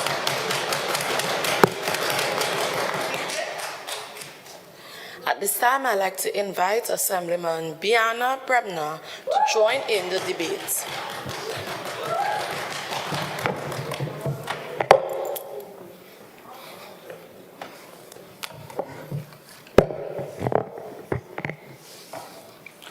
Thank you, Madam Presiding Officer. I'm sending warmest wishes to you, my colleagues, online female viewers, and the women in the chamber. Happy International Women's Day. Firstly, diversity is the cornerstone of progress. Today, I stand before you to emphasize the crucial points of why investing in women. It is a keynote to unlocking untapped perspectives and fostering rich diversity. This diversity serves as an innovative engine propelling us forward, a crucial factor for social stability and progress. Investing in women is not just a noble endeavor, but a fundamental spark for its economic and social well-being. Let's consider the economic perspective. When we economically empower women, we broaden the workforce and consumer base, fostering prosperity at both individual and societal levels. This creates a domino effect. In Tobago, women encounter several economic hurdles. Take the point of discriminatory gender gap in areas such as employment. When we look at the STEM field, and for those of you who may be wondering what the acronym STEM is, science, technology, engineering, and maths, in a recent Newsday article dated February 2021, it states, STEM and branching out, stated around 30% of female students select STEM-related fields in higher education, and this is according to the UN data. Global female enrollment in vital areas like computing is just at 3%. Natural sciences, maths, and statistics are 5%, whereas we have engineering coming in with manufacturing and construction at 8%. These fields are not female-dominated in Tobago, simply because it's a societal problem or we don't see it as a field for female. Another reason women tend to be socialized more to traditional jobs like teaching, nursing, social work, and psychology. And the list could go on. However, according to a recent, and I said recent as February 14th, 2024, here is the title of the article. More women, girls needed in STEM for Trinidad and Tobago's growth. The article celebrates International Women's Day and Girls in Science, acknowledging their contributions in STEM field. Kudos for that. While also highlighting their underrepresentation globally, including Trinidad and Tobago. This underrepresentation is attributed to factors such as gender bias, societal norms, lack of career representation. It also underscores the significance of women actively engaging in science to contribute to the achievement of the UN Sustainable Development Goals. Madam Presiding Officer, this is the highlight of the article. A call for collective efforts to bridge the gender gap in STEM field, encouraging women to pursue their interests in these fields, addressing biases and limitations in the workplace. Madam Presiding Officer, could you imagine having earned a computer science degree and coding skills as a woman, returning to Tobago? That poses a challenge. And the challenge is limited job opportunities for female coders. This situation compels that women to focus on shifting towards job creation, particularly leveraging in the coding skills. Coding skills. You have 1 minute of speaking time remaining. Coding skills for machine, especially within sectors like engineering. It may also cause relocating or in some cases, pursuing additional education to secure involvement. Madam Presiding Officer, how tragic. Unfortunately, the scarcity of suitable machine shops owned in Tobago poses a hindrance as there's only one and it does not employ computer numerical control technology. Look at the Trinidad and Tobago Electricity Commission training facility. Ah boy, at Bleming, this facility has been in existence for more than 10 years.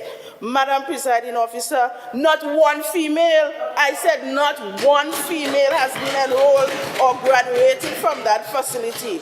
I wonder why. Madam Presiding Officer, this is a typical example of discriminatory gender gap. You know what? Let me fix this. Let's address the intricate issue of home ownership for women. I believe the majority... Member,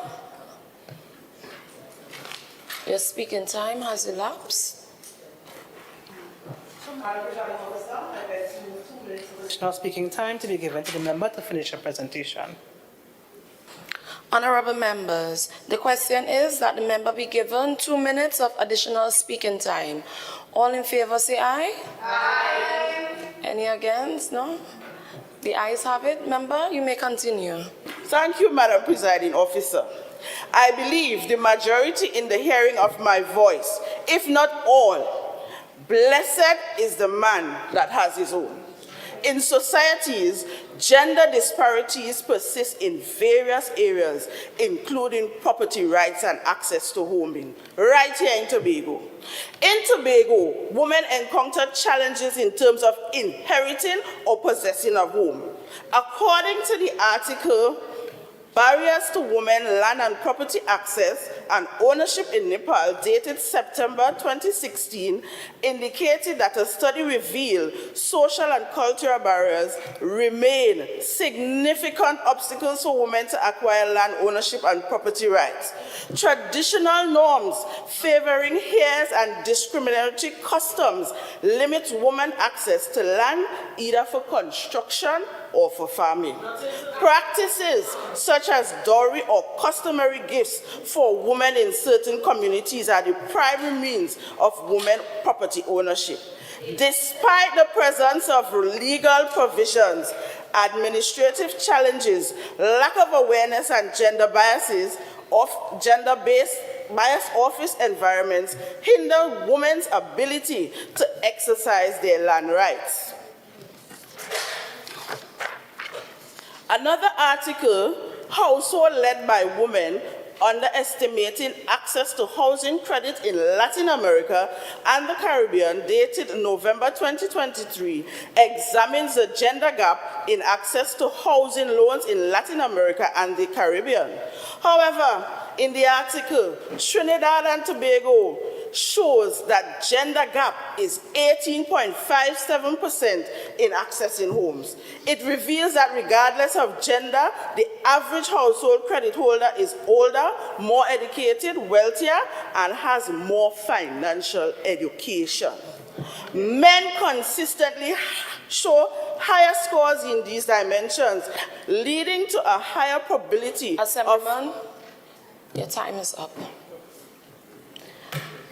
I would like to invite Assemblyman Jill Morgan to join in the debate at this time.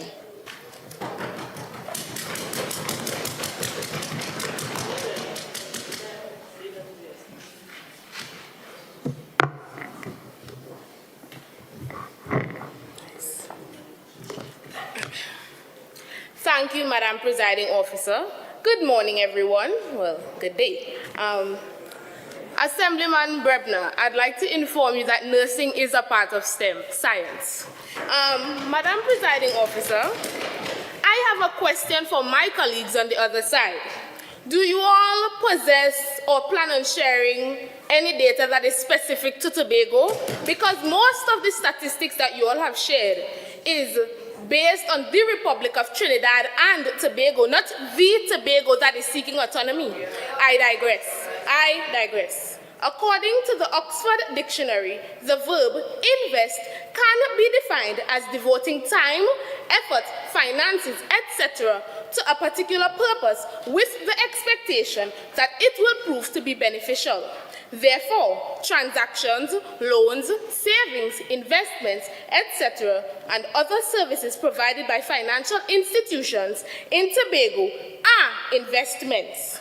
Upon my own investigation, when entering any financial institution in Tobago, men and women are not separated. There is no segregation. Women are able to conduct their business just as easily or as laboriously as men.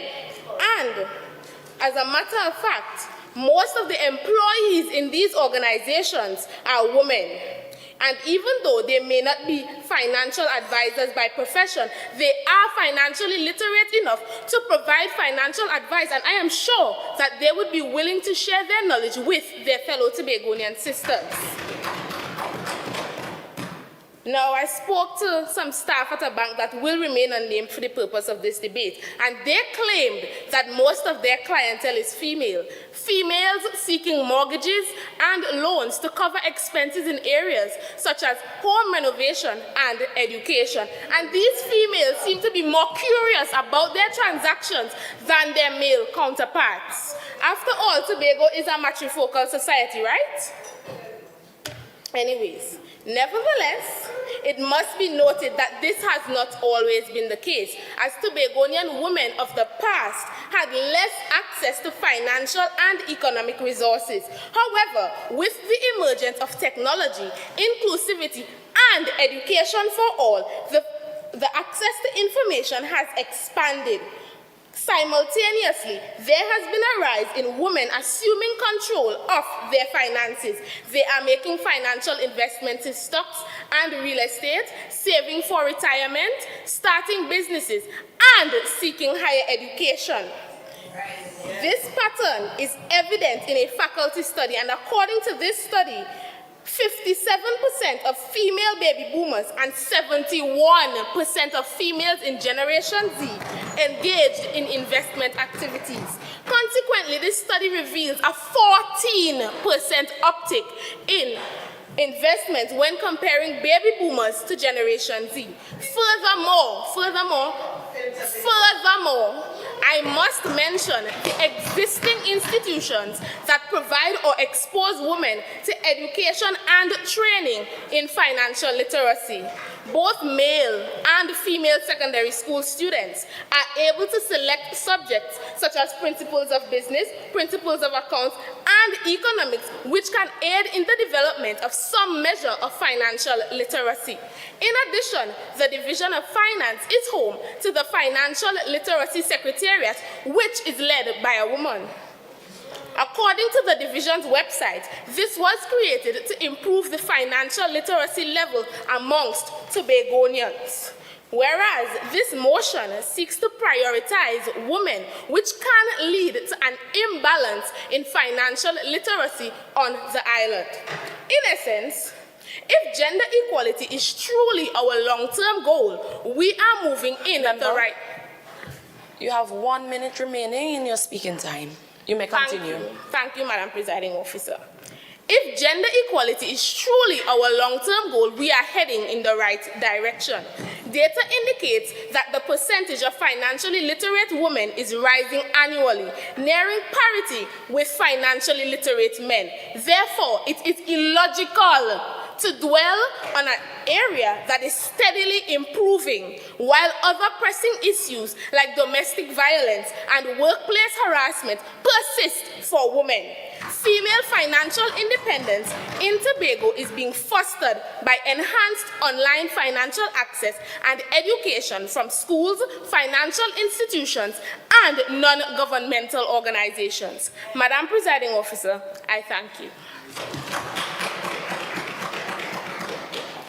I now invite Councillor Vera Clark-Smart to join in the debate.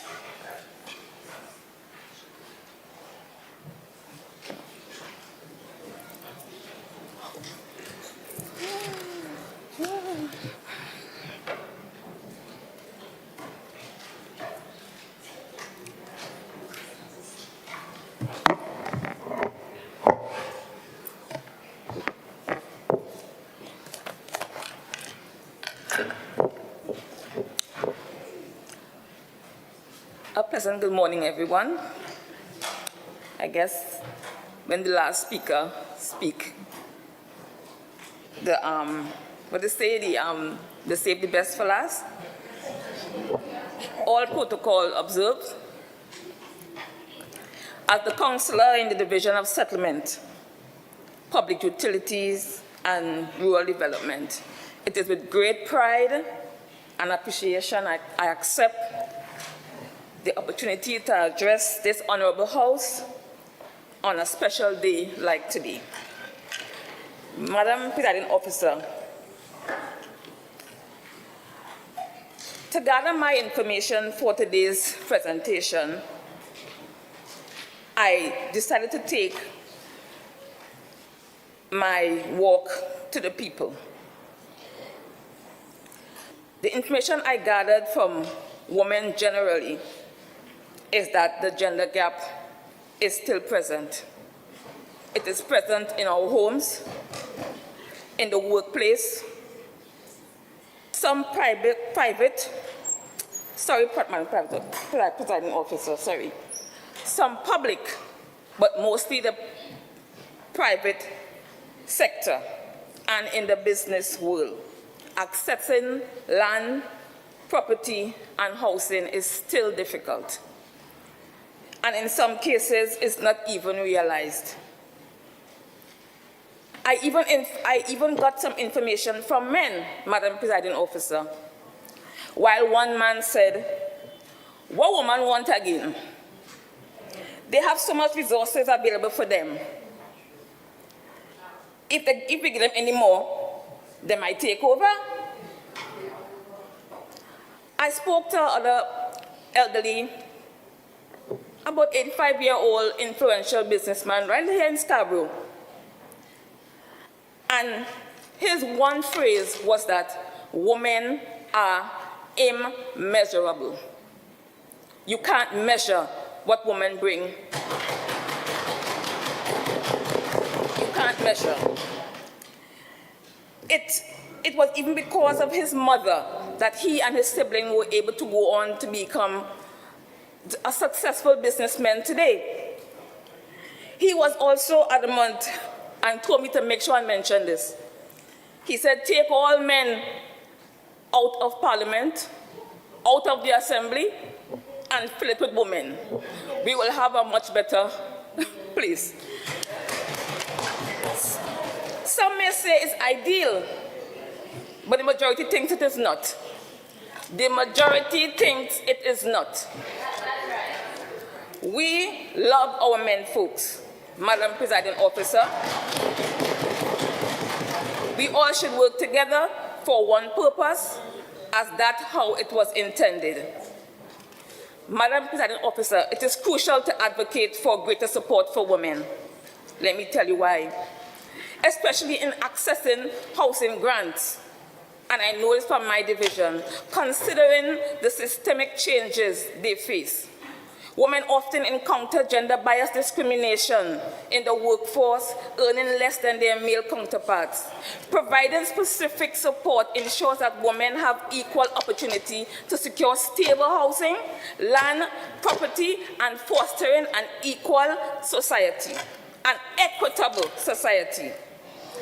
We must acknowledge the existing disparities. We must acknowledge it.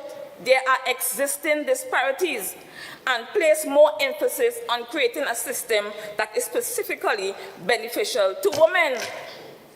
While I know my colleagues on the other side will argue that special support for women might unintentionally reinforce. Member, you have 1 minute of speaking time remaining. Thank you, Madam Presiding Officer. We must remember that unfair advantage is still present in 2024, and women are playing catch-up. In my recommendation,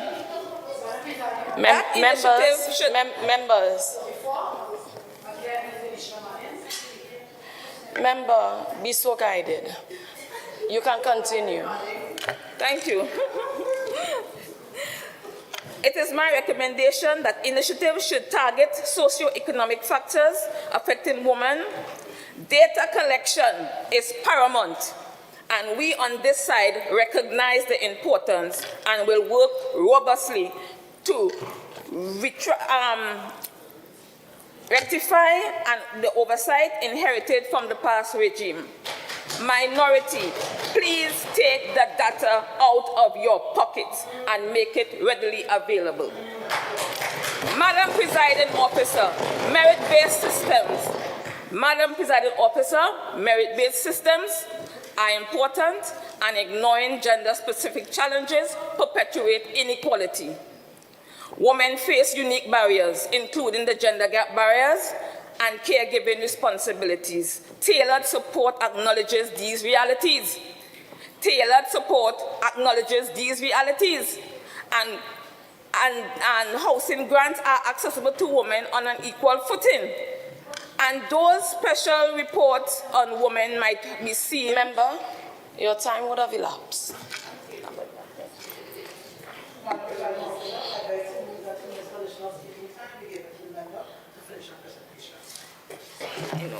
Honorable members, The question is that the member be given 2 minutes of additional speaking time.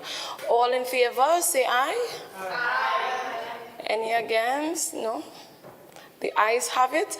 Member, you may continue. Thank you. And though special support for women might be seen as preferential treatment, my question, Madam Presiding Officer, is aren't we deserving? Aren't we deserving? Right? We are nurturers, we are caregivers, teachers, nurses, entrepreneurs, etc. In fact, we are the whole blinking market, according to our social. Member, I'm just cautioning you. Parliamentary language, thank you. All functioning and operating in a man's world, doing a man's job without a man's pay. Madam Presiding Officer, empowering women economically will naturally improve their eligibility for housing grants with a need for gender-specific initiative. Our women on the island need immediate assistance, Madam Presiding Officer. Specific measures such as affordable housing programs for single mothers or policies recognizing the impact of caregiving on women's finances will bridge that gap and provide practical solutions while we work on the broader systemic changes. I am in talk with the Secretary of Infrastructure with intention to expand the low-cost prefab housing, which was a success in our neighboring country of Guyana, and so too St. Vincent and the Grenadines. Madam Presiding Officer, truth be told, many gender-neutral policies have contributed to the marginalization of women, whether we believe it or not. It is our women who feel it the most, as they say, who in the kitchen does feel the heat. And Madam Presiding Officer, my skin hot. The more sustainable strategies involve promoting equitable opportunities for women. We have acknowledged that no one person is the same, hence no situation is the same. However, women must be given the same number of resources, provided the same opportunities, thus ensuring an equal outcome. This should include improving educational, vocational studies, avenues for women, which would naturally enhance their eligibility for housing. Thank you. You may have your seat. Your Happy time is Independence up. Day to all. Member.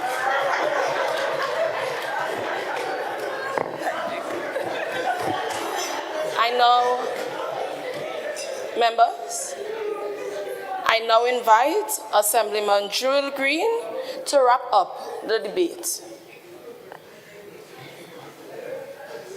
Thank you, Madam Presiding Officer.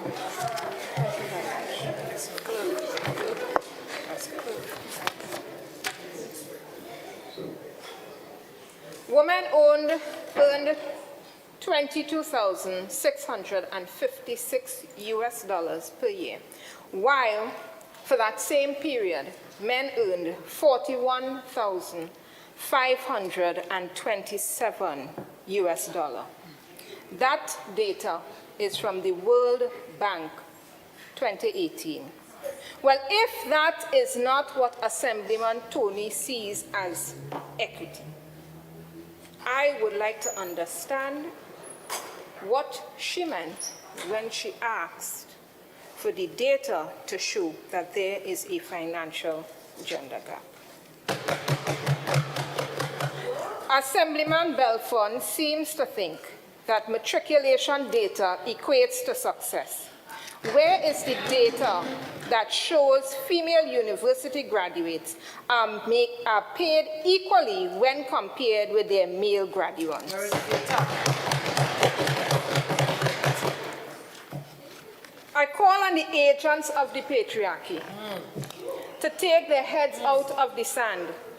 The minority leader categorized this motion as baseless, but this is a blatant display of how out of touch the minority is. That's right.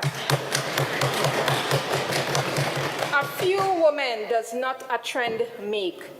The minority leader asked the Secretary of Education for elucidation about relevance. Well, if speaking about students' financial literacy caused the minority to be confused about what is relevant, I would invite her to return to school herself and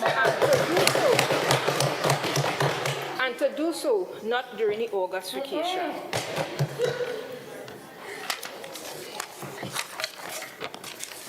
The Assemblyman, Tony, pulled out data from her friends and family research package. And yet her colleague, Assemblyman Gray, stood there and asked for data. That's your family too. 1 minute, Assemblyman Gray said she don't have any data based on gender from BDU. The next minute, she started to quote data about women getting grants. Yes, yes, you did. I have a feeling you pulled those from under your bed. Under your bed. Assemblyman Murray seems not to be aware of the integrity in public life legislation. How is it that you have a whole beauty business on the side as an assemblyman? As the Secretary of Finance, Trade and Economy, I will be taking this matter up with office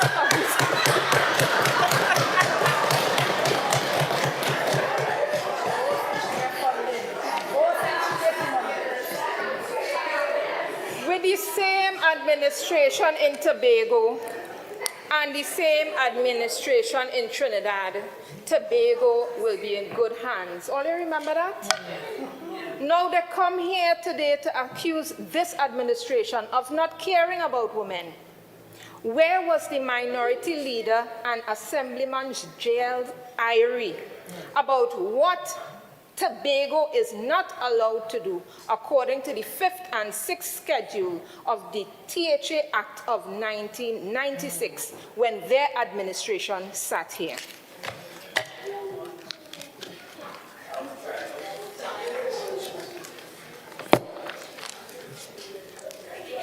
A 2022 report found that if female farmers in the developing world... Assemblyman Green, your time is up. I thank you.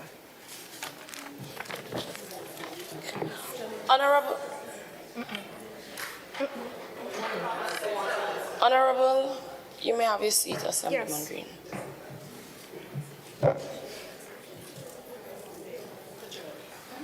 Honorable members, the question put is, whereas there has been a financial gender gap in the way men and women access financial services in Tobago, which has been sidelined by previous administrations for several years.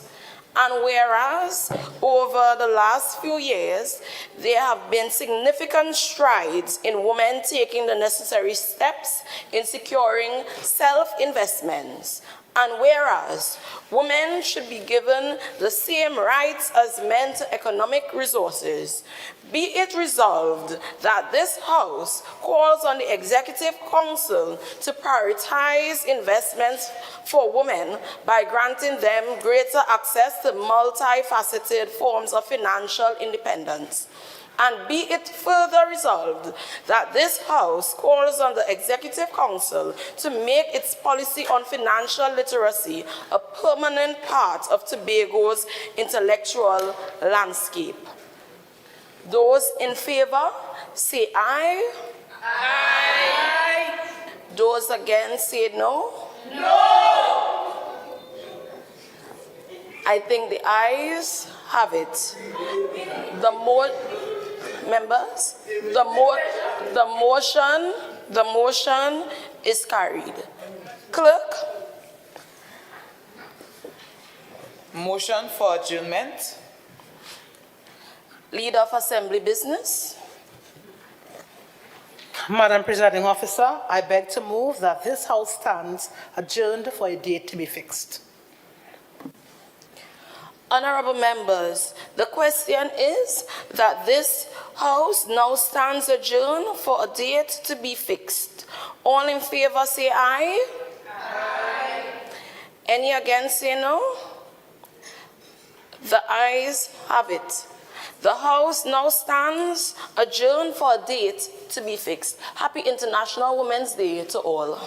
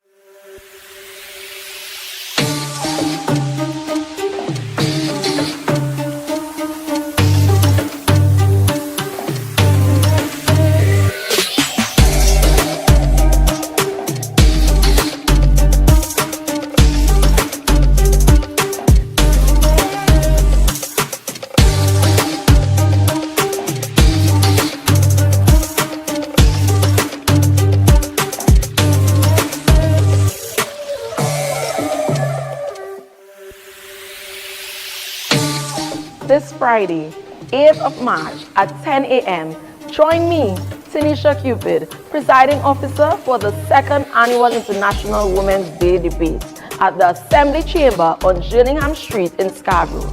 The theme is Invest in Women, Accelerate Progress. Women from NGOs and entrepreneurs will challenge your opinions on how we access financial services. Be part of the discussion on our Facebook Live. Tune in on our YouTube channel or join us in person in the Assembly Legislative Public Gallery this Friday on the 8th of March at 10 a.m. Check out our website tobagolegislature.org for updates. Trust me, you don't want to miss this. See you there.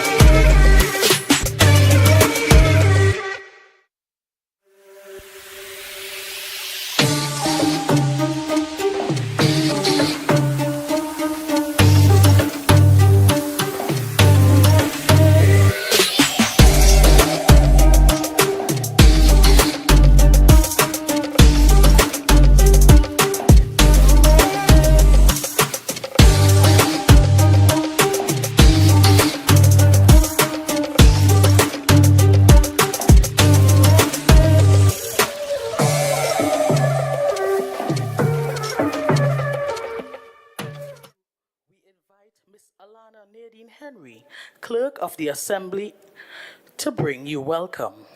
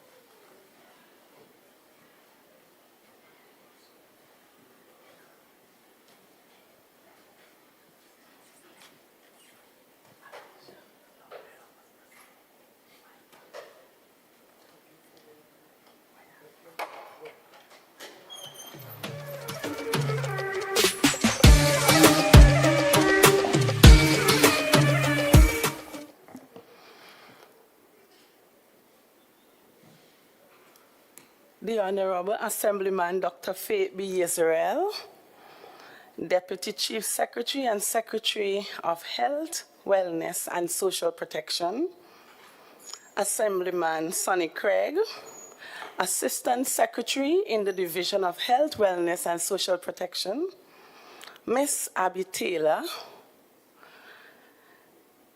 Presiding Officer,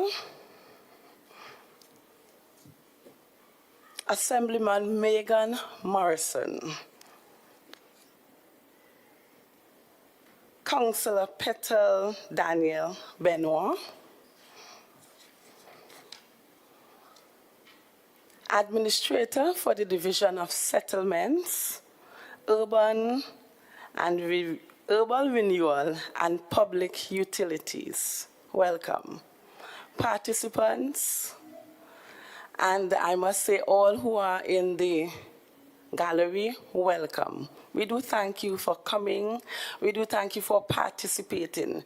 Now, this venture today, as we celebrate the International Women's Day, there are a lot of things that are happening. We are sitting here looking all pretty and nice, and we had our little time, and we had our coaching. But let us remember the many women who don't have these opportunities, who are suffering right now, who are going through some form of abuse or something, who doesn't even have $1 to buy a mint. And we have the women who are going through abuse of one kind, sexual abuse, mental abuse, all kinds of abuses. And right now, some women don't even have an outfit to put on their backs. So we remember them also. In this day, as we celebrate women, I just came from agriculture is having something for women in agriculture. And sometimes we think that we don't have money and we can't do this, and I don't have the education and I don't have the resources. But I want you to remember that you have a pair of hands and you can do something with your hand. Even if it's a kitchen garden, even as we are going away from those things we grew up with. Once upon a time we didn't have snack. I didn't grow up with snack, but I grew up with we had sugar cake and Benny ball, and we had fudge, and those things are things that are going out. We could do things with our hands, and we could encourage each other to do something. Once upon a time, we learned how to sew. We know how to do this. I remember in school we did with our hands that the embroidery. It is a dying art. It is going out. And a lot of us don't know how to do embroidery. So I'm sure some of you ladies here don't even know how to crochet or to knit. It is a dying art that is going out. So that is something we need to bring back as women and to teach our younger women. The scripture said that older women need to teach younger women. It says to love their husbands, but how we can love our husbands when we don't even know what to do. We don't know how to stitch a tear. We don't know how to iron properly. You know, right now we have a thing called wash and wear. Right, wash and wear. I have one on wash and wear. But no, because it saves time. But we have to do something. Yes, we look pretty. Yes, we go out. Yes, we want to work every day. But we have to do something with ourselves and with our neighbors. There are neighbors we have that are crying out that we don't even know. We don't know what's going on. So in this day, as we celebrate Women's International, not Women Tobago Day or Women Trinidad and Tobago, we are doing something here in Trinidad and Tobago. But let's remember those who are burdened, who are heavy laden. Even the elderly women that we look down on and we don't go to. Once upon a time, I used to go to the Home for the Aged every Sunday to sing, just to sing with them, you know, to sing some hymns. Half the time I crying and singing because I used to feel it for them. Let's remember those women who labored for us and allowed us to be in this place at this time. So welcome and thank you once again on behalf of our presiding officer, who is all excited about this. We do welcome you. Thank you once again for coming.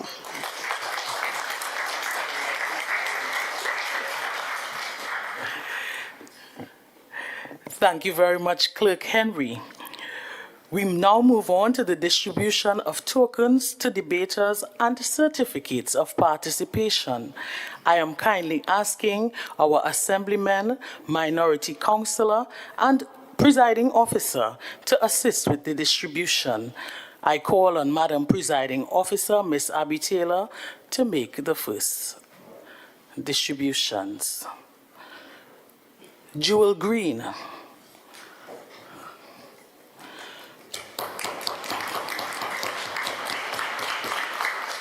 Jewel Green is the chairperson of Caribbean Women in Leadership Trinidad and Tobago chapter.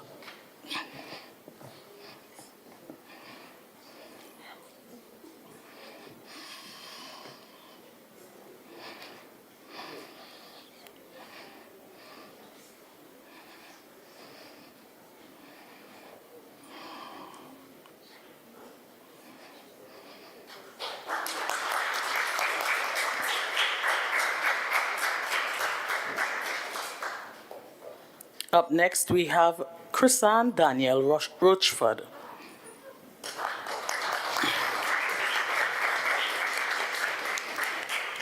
Chrisanne studied social work and West Indian history at the University of the Southern Caribbean.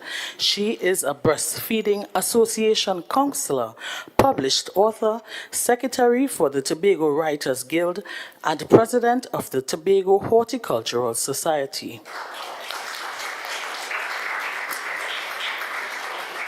We now call on Fanta Pierre.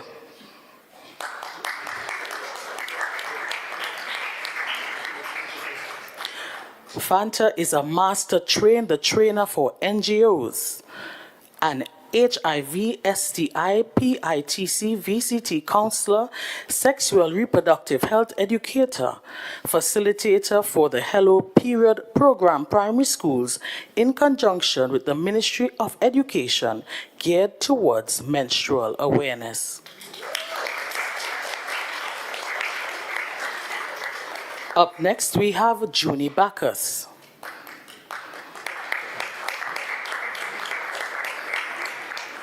Junie graduated from the University of the Southern Caribbean in 2019 with a bachelor's degree in social work. Currently, she is employed with the Division of Health, Wellness and Social Protection as a behavioral services officer. She is currently the president of the Golden Lane Police Youth Club and the vice president of the Walking in the Word Youth Ministries.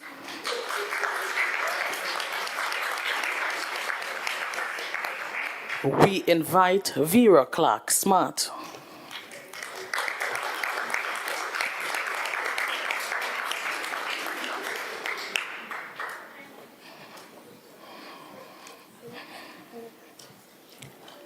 Vera is the proud owner of Bago Concepts and Events Management Company.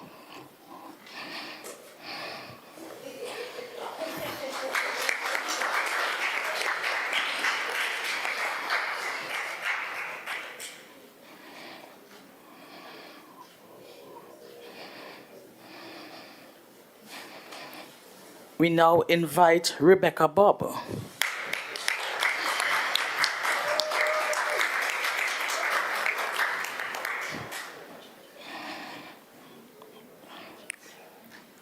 Rebecca is an exquisite lady of immense worth.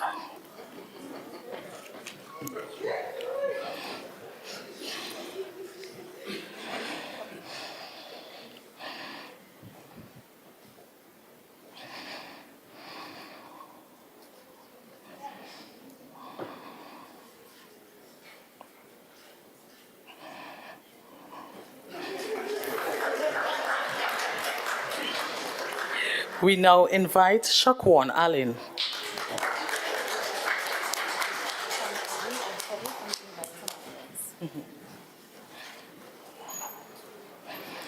Shaquan is the 24-year-old proud CEO of Braided by Quan. Her motto is, "We'll style, you'll smile." She loves to motivate and inspire young persons to be the best at what they do. Thank you very much, Madam Presiding Officer. We call on Dr. Faith B. Israel.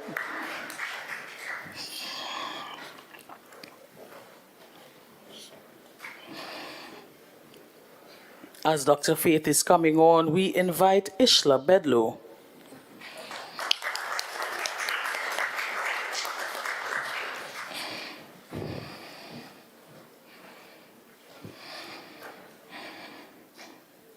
Ishla is a member of JCI Tobago, a non-profit organization that provides leadership development opportunities for young persons between the ages of 18 to 40.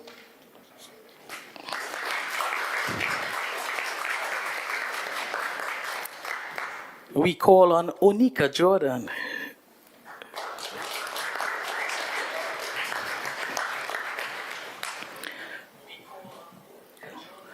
Onika is the proud owner of J&J Natural Cosmetic line.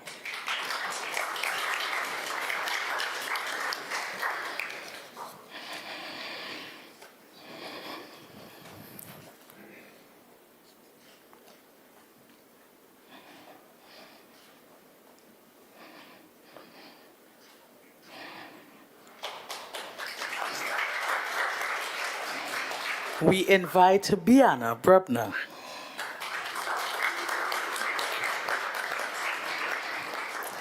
Biana is a holder of a Bachelor's of Science degree in Behavioral Sciences with combined emphasis in psychology and sociology. She is currently employed at the Trinidad and Tobago Electricity Commission with 15 years of customer service experience and is also a part-time news reporter at Tobago Updates.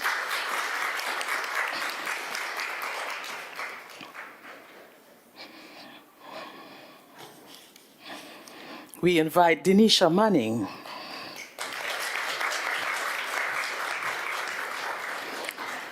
Denisha is a 23-year-old youth and mental health advocate and also the founder of an NGO, Chilling with Positivity. Chilling with Positivity was created to target youth and their mental health. Her mantra is, show up every day for yourself, the best you can.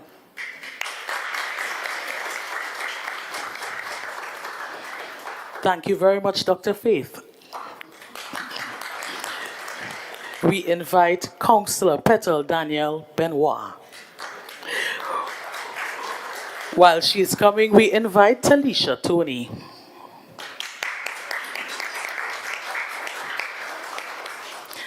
Talisha is the founder and CEO of Tony's Accounting and Financial Services. It is a premier one-stop hub for business solutions for new and existing entrepreneurs.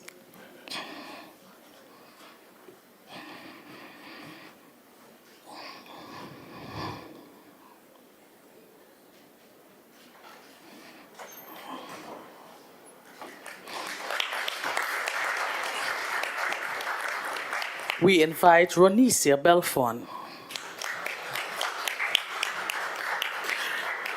Ronicia is the proud owner of 3 companies: Couture Designs, a premier dessert catering company; Cakery Couture, which specializes in locally inspired baked goods; and Creamery Couture, which is handcrafted ice creams, celebrating the essence of our region in every bite.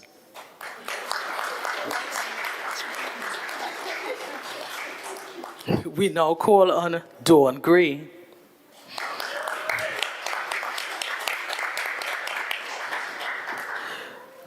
Dawn is the founder of Dawn's Apostolic Ministries, runs a restoration center in Bacalet, Tobago that caters for holistic healing in 3 areas. These are physical, emotional, and spiritual development. She is a doctor of theology and divinity. Happy belated birthday, Miss Gray.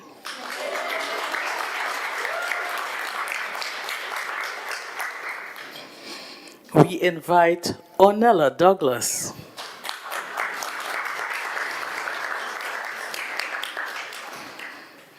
Ornella Douglas is a member of the Junior Chamber International, JCI Tobago.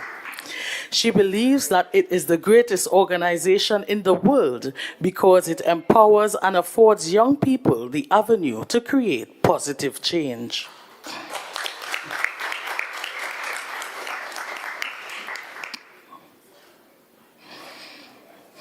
We now invite Kanika Murray.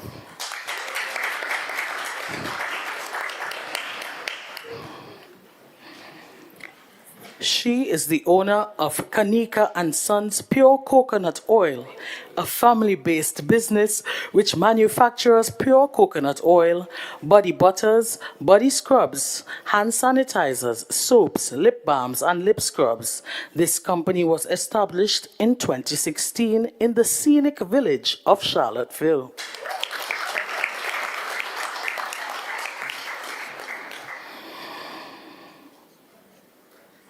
We now invite Gabrielle Murray.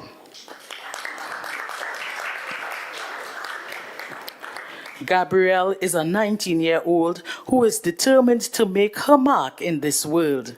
A Bishop's High School alumna, she was head girl in 2022 and graduated valedictorian of the class of 2021. She aspires to pursue a career in pediatrics and is passionate about the arts.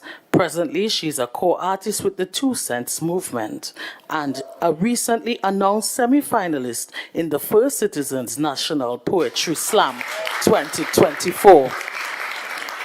We call on Natoya James.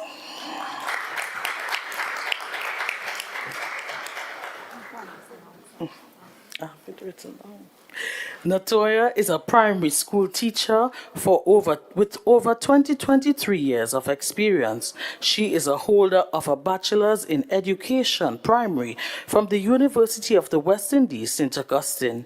She is currently completing a master's in development studies, UWI Mona. She is a feminist and believes in the promotion, investment in, and appreciation of all females. Thank you very much, Councillor. We now invite Assemblyman Sonny Craig. We call on Tanisha Cupid.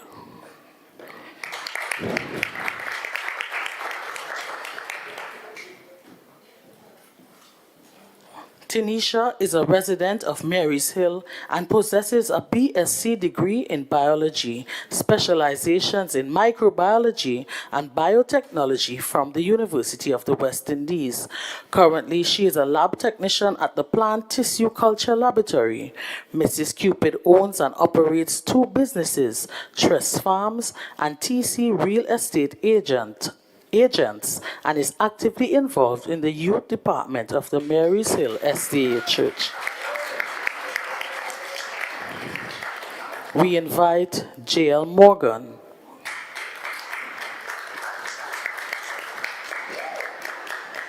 J.L. is an immaculate lady destined for greatness.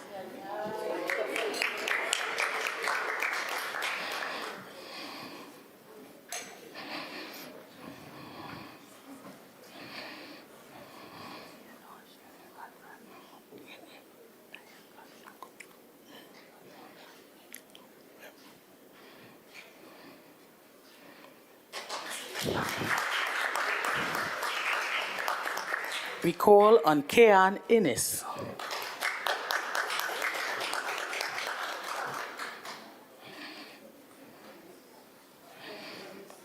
Kean is a diligent and dedicated motivator.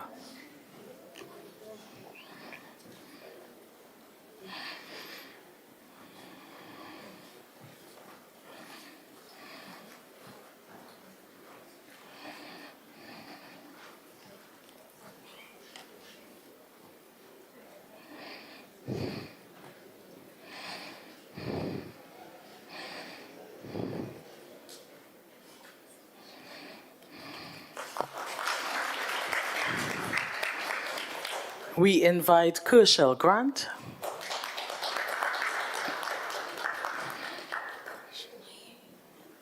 Okay, Ms. Grant is not here. Assemblyman Craig, we ask you to present the token to our facilitator, Mrs. Desiree Hackett Murray, who is a certified life coach and senior financial advisor. She is also a financial advisor at UTC.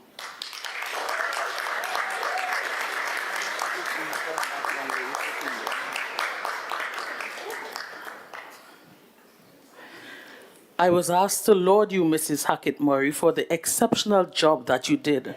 Would the debaters join me?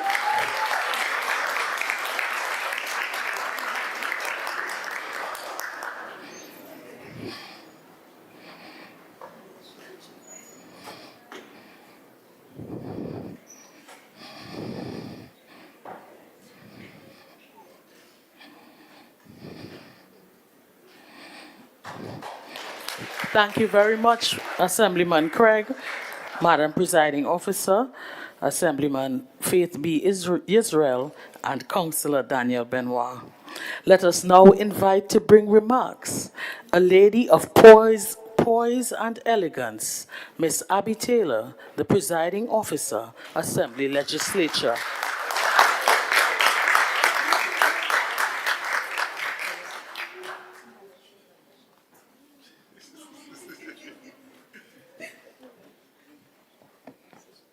A pleasant good day to everyone.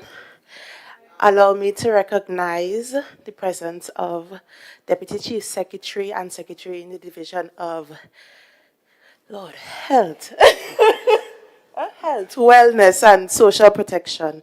I get confused at times. Dr. Faith B. Israel, thank you for coming.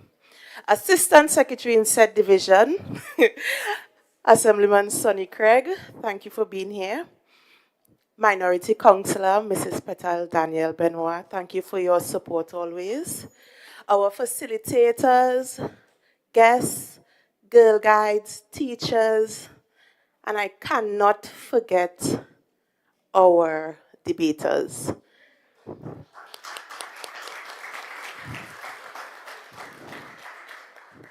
Contrary to popular belief, I don't like speaking. So I'm going to make this as quick as possible. Thank you for accepting our invitation to bring to light some of the issues many of our women face in today's society. What stood out for me the most in this whole process, what kept reoccurring, was a village. You are successful as your village. Wow, that's all I could say. Thank you again so much. Keep on encouraging each other. Keep on fixing each other's crowns. Keep on showing up for each other, because I don't think that, we could have done this without each other's help. So just bear that in mind, that you are as powerful as your next female counterpart. Not your competition, but your female counterpart. To my village here at the Assembly Legislature, where we always try to make everything a teachable moment, I thank you, I thank you, I thank you so much. To my clerk for being understanding and for putting up with my very weird ideas at times. To Sophia, Miss Cooper, who is always ready. Always ready. To Aviana. Where is she? We threw this idea out, and Sophia said, Aviana, take the lead on this initiative, and I really want to commend her on a job well done. To our graphic artist, another woman, Miss Akina Frank, thank you so much. Thank you for bearing with us, who had to work through some trying times, because one of her kids were ill, and she still showed up, To Salisha, I talk about her village. I literally picked up the phone and I said, Salisha, I need you. She said, I'll be no problem. So thank you again so much. To my presiding officer, Miss Cupid, who again, I just picked up the phone and said, Tanisha, you would make a perfect presiding officer. She said, you're sure about that? I said yes. The fact that I know probably half of the persons inside here, I don't know how to say thank you enough. Thank you all so much for just showing up and for demonstrating the strength of a woman. I know that we have young persons looking on. I would always encourage you all to strive to do your best. We have perfect examples here in Tobago, so I know that we are really destined to be in the greatest little island on planet Earth. So without any further ado, I would like to say, let's eat. Thank you again. Oh, two more persons I must say thank you to. Not women, but my support system in my office, Mr. Alex. I call him James, but it's Job Thomas. And to Mr. Ajay.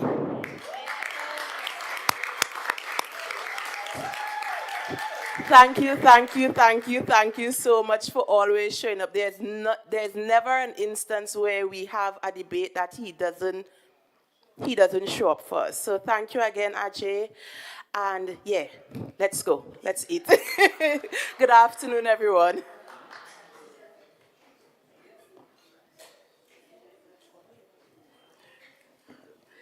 Thank you very much, Madam Presiding Officer. Before we leave, it is my distinct task to say thank you.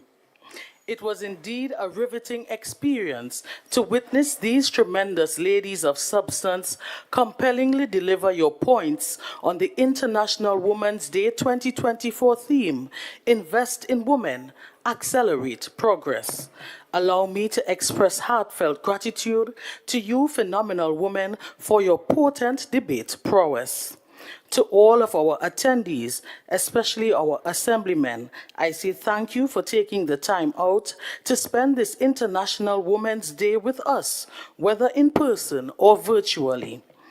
To you, Madam Presiding Officer, and your diligent staff, I extend sincerest appreciation of the effort put into making this event a resounding success. As I close, and just before we move to the official photo shoot and then to brunch, allow me to leave you with the words of Maya Angelou's phenomenal woman. Pretty women wonder where my secret lies. I'm not cute or built to suit a fashion model's size. But when I tell them, they think I'm telling lies. I say, it's in the reach of my arms, the span of my hips, the stride of my step, the curl of my lips. I am a woman, phenomenal woman. That's me. I walk into a room just as cool as you please, and to a man, the fellows stand or fall down on their knees. Then they swarm around me, a hive of honeybees. I say, it's the fire in my eyes and the flash of my teeth, the swing in my waist and the joy in my feet. I am a woman, phenomenal woman. That's me. Men themselves have wondered what they see in me. They try so much, but they can't touch my inner mystery. When I try to show them, they say they still can't see. I say, it's in the arch of my back, the sun of my smile, the ride of my bust, the grace of my style. I am a woman, phenomenal woman. That's me. Now you understand just why my head's not bowed. I don't shout or jump about or have to talk real loud. When you see me passing, it ought to make you proud. I say, it's in the click of my heels, the bend of my hair, the palm of my hand, the need of my care. 'Cause I am a woman, phenomenal woman. That's me.